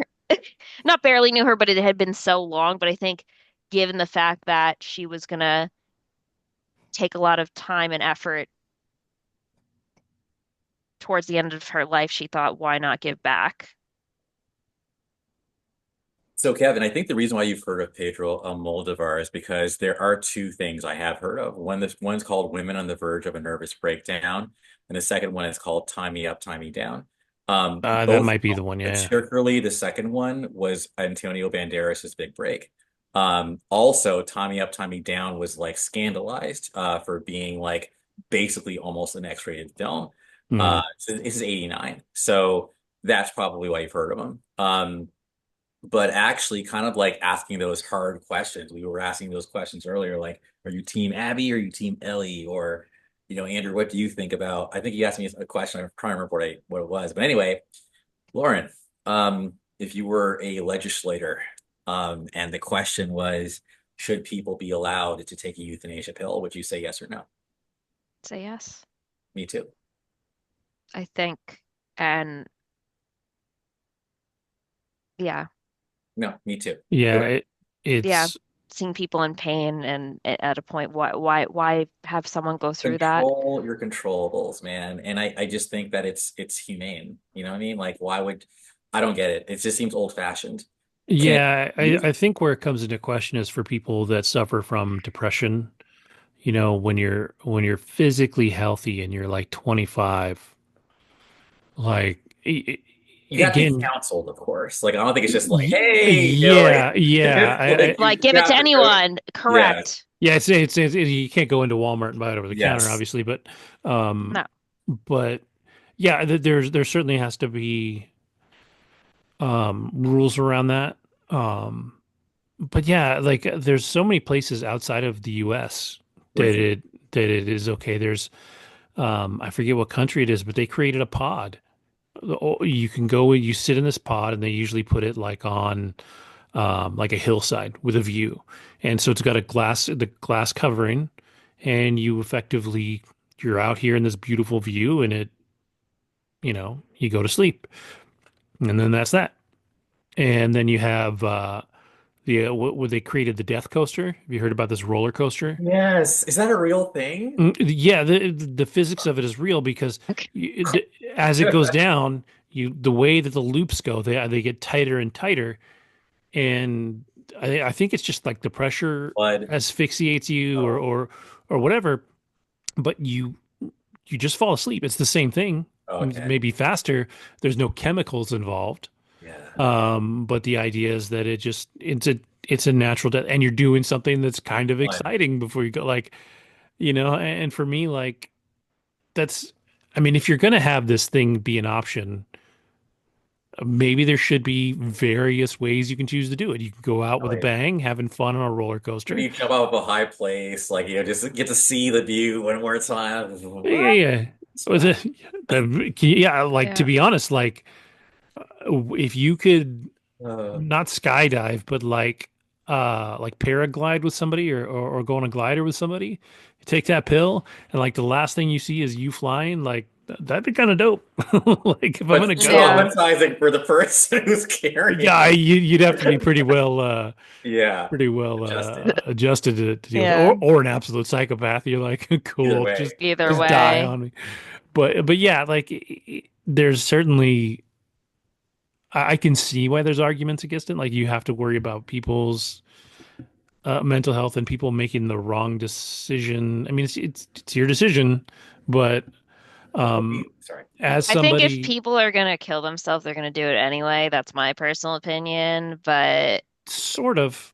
they Uh, shouldn't be able to get a pill, is what I'm trying to say. Sorry. yeah, well, as somebody who's I've seen what suicide can do to a family, right? Yeah. Um, and like firsthand. And so Hmm. there definitely has to be care and consideration taken in that because it does not affect, it ultimately doesn't affect the person that chooses to do it, right? It's what it leaves behind that is more complex. So I feel like if you're gonna, yes, it should be a person's decision to do, but there should be counseling for that. And probably if you have a family, try to include them in the counseling too, so that everybody can kind of come to terms with this decision. Um, because it does leave people behind in some cases. Now, it sounds like in the case of this movie, she wasn't leaving a lot of people behind necessarily. And she had her friend and her daughter, um, but Right. um, She did it it, the right way. what's that? She did it the right way. But no, I'm not to be No, flippant, but it's yeah. fair. Like I do agree. Like if you are in, if you know that in 6 months you're going to be in pain. Cancer is going to take over. If you try and fight it, you've got to go through all the things that would be brutal on your body to do that. If you Right. have it and you know it's going to be painful, why should everybody else tell you that you have to go through excruciating pain that you're probably going to die from anyways?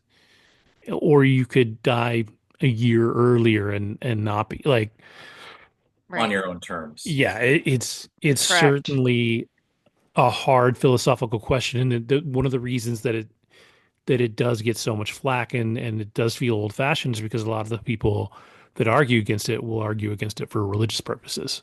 Precisely, Yeah. which is a great segue into the fact that I actually started, but I was tired. And I do think the film is pretty slow. So I want to watch it when I'm Is it awake. one we talked about that's very prevalent That's because very relevant because of what Yeah. happened to the Pope. Yes. yes, I started Conclave last night, and like within the first 25 minutes, I'm you like, fell asleep because I did. yeah, But it's then it gets very better. But then it gets, okay. yeah, Have it you already gets seen It better. it? it's well rated, so I know like Yeah. it's not bad. I need to watch it too. What's it? Yeah. Is it on Oh my Hulu. Peacock? God. I want to say No, Max. HBO, right? Is it on Yeah, HBO? Oh, HBO. Okay, Max, yeah. okay, okay. Yeah, maybe I'll try and watch that before next week. Um, so cool. All right then. Well, I know I watched the movie I said I was going to watch, and now I can't even remember the name of it. So I'll talk about it next week. But it was a lot of fun with Anya, not Anya Taylor-Joy, Sophie Thatcher, and Jack Quaid, Companion. I finally watched Mm. that one. It's like a more adult, smarter, not quite Megan, but similar. You got a killer robot kind of thing on the loose. LOL. You know what? Fuck it. We got like 5 minutes. I'll just go through it real quick. I actually really enjoyed it. I thought it was really fun. Um, Definitely a better movie than Megan, even though I really enjoyed Megan also. I thought that was a lot of fun. The gist of it is that um, Jack Quaid has a girlfriend played by Sophie Thatcher, or fiance. I can't remember what she is, but it turns out that she is a robot that you can buy these sex bots, right? And and just kind of live with them. She does not know that she is this. She thinks she's just a person. And so when you purchase a robot, it's you go through a menu and you choose what your meet cute is and all these things so that she has the memory of these events happening Wow. of when she met him that didn't happen and all these things. And of course she's dedicated to him. And so they go to this house in the middle of nowhere, and they meet two other couples. One is a gay couple, and one is a woman and her Russian kind of mobster seeming boyfriend. He's super rich. And I'll be a little spoilery here because the movie is more about the adventure than it is about the plot twist, although the plot twist is kind of fun. Um, she she goes down to the beach. That her Jack Quaid is like, why don't you go down to the beach? I'll meet you down there later. Or I don't really feel like going, but you should want to go. So she goes down there, and the Russian dude Sergey is there. And as the scene goes on, that kind of cuts back and forth. But the scene goes on where Sergey's girlfriend told him that he should flirt with her because, whatever. And it seems like maybe Sergey doesn't. No, he does know she's a robot. Um, and it turns out that Jack Quaid has hacked his his girlfriend to. He's basically taken down her security measures so that she will kill Sergey, who is rich. They're at his house and all of his money is there. There's like $14 million there. So she murders him, but because she is, even though she's a robot, like she's a good person. Like it wasn't like what she wanted to do. So she comes up, she is completely, she's covered in blood, but she's like shook, right?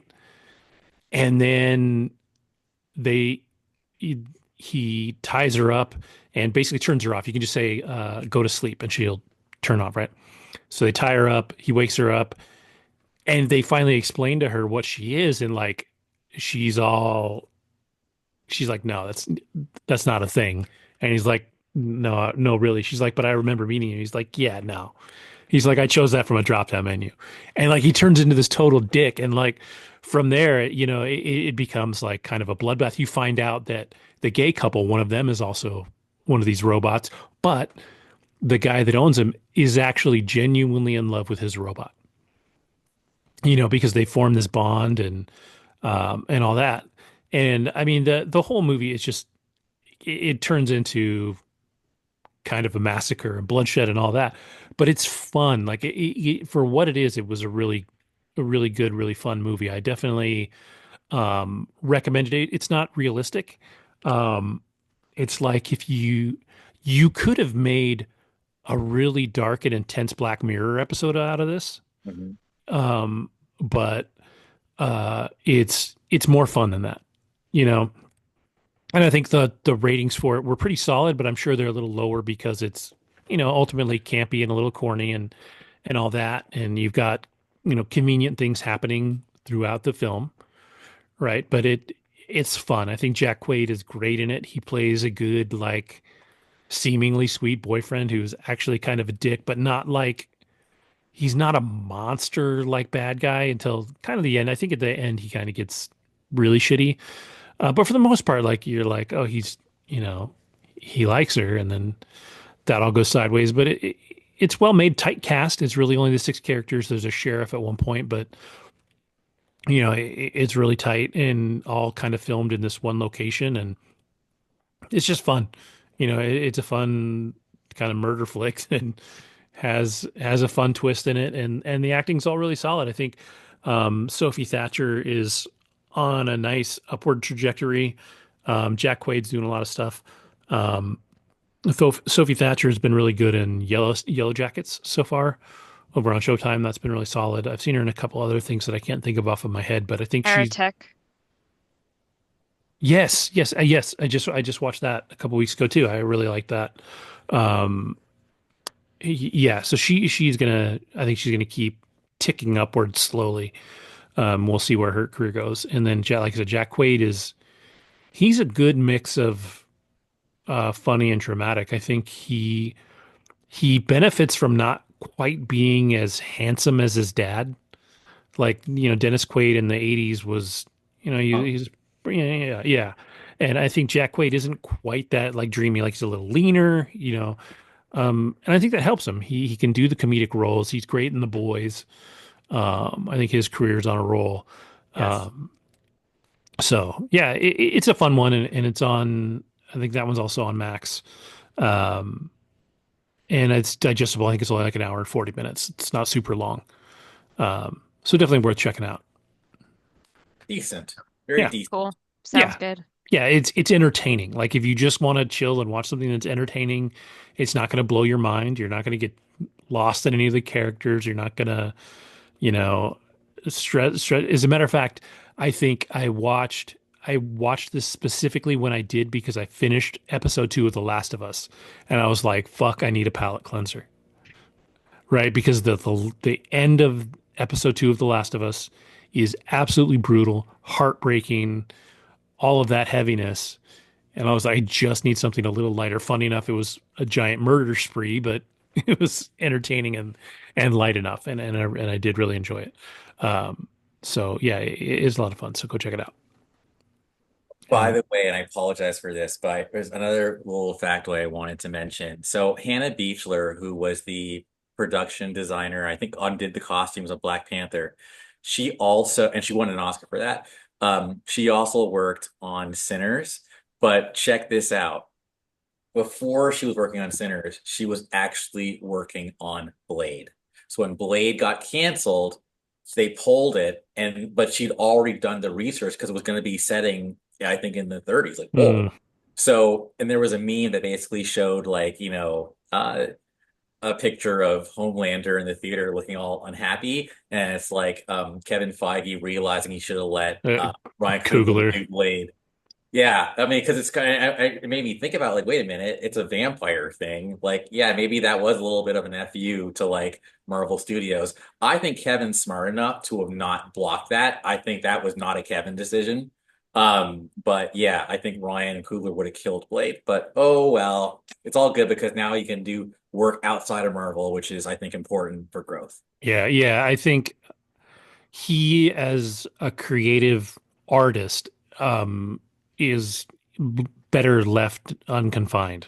And I think working with Kevin Feige, for as great as it is a confined workspace. Like you have parameters that you have to meet that are not your artistic standards. And a lot of times the auteur creators bother me a lot of the time. Ryan Coogler does not seem like that guy. Yeah. I think that there was a really great interview where he talks about Chadwick Boseman and the influence that Chadwick Boseman had on both him and Michael B. Jordan when they did Black Panther, because Chadwick Boseman uh, was like the epitome of the black don't crack. Like he was older than these guys by a good stretch, right? Like he was 40 something and looked, he feels the same age or younger. And when you hear these guys talk about him, they're talking about somebody that they really view as a Big brother. senior, like Yeah. somebody that they, and in my mind, they were always peers, like there was, and so the way that they looked up to him and the way that he affected both of their lives is really impressive. And I think it's really nice to see them always kind of paying homage back to him for the things that he was able to give them while he was here.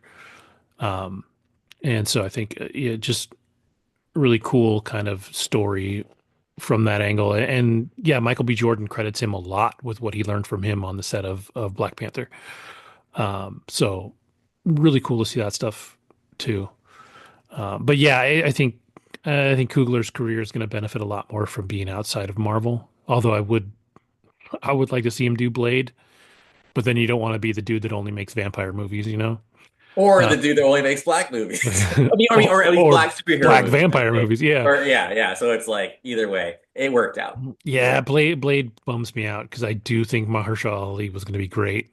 I love Mahershala Ali. I've been a fan of his since the 4400 on USA Network back in it might have even been the late 90s, early 2000s. Well, you're way before me because the Yeah. first song was House of Cards. So Okay. Yeah. Yeah. He was really solid in the 4400, which was a neat show. They tried to remake it and it sucked, but the original was good. Um, but cool.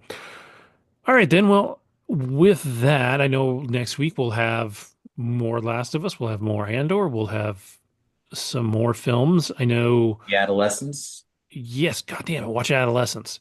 Um, I know next month, the 23rd of May, for the people that are watching TV at home, The Fountain of Youth comes out. It looks like a Uncharted slash Indiana Jones slash um, National Treasure movie with John Krasinski, Isa Gonzalez, Natalie Portman. There's one other good name in there that I can't remember, but it looks like a lot of fun. Like it looks very Indiana Jones, National Treasure-ish. Um, so that'll be a lot of fun. Um, and there's a whole slew of stuff. Obviously, next weekend, hopefully, actually, before we record, I will have seen Thunderbolts. Thunderbolts comes out next weekend, so we can talk about that before we record. Um, and then we're into late spring, early summer when everything is going to blow up. So we got lots of stuff to talk about for sure. You look like you're looking something up, Andrew. I'm actually typing something to you guys. Uh, so here we go. I just uh, on Saturday. But actually, long story short, I just remembered I will be flying out to Cali. Cut this part out.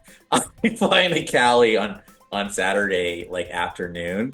So I was like, so I don't know, like, but with the Thunderbolts, I think for that might be the excuse I need to be like, okay, I know I just got here, but like we gotta record this really quick, and maybe I just show up for like part of the show. So I don't know, like, but I know it's like, yeah.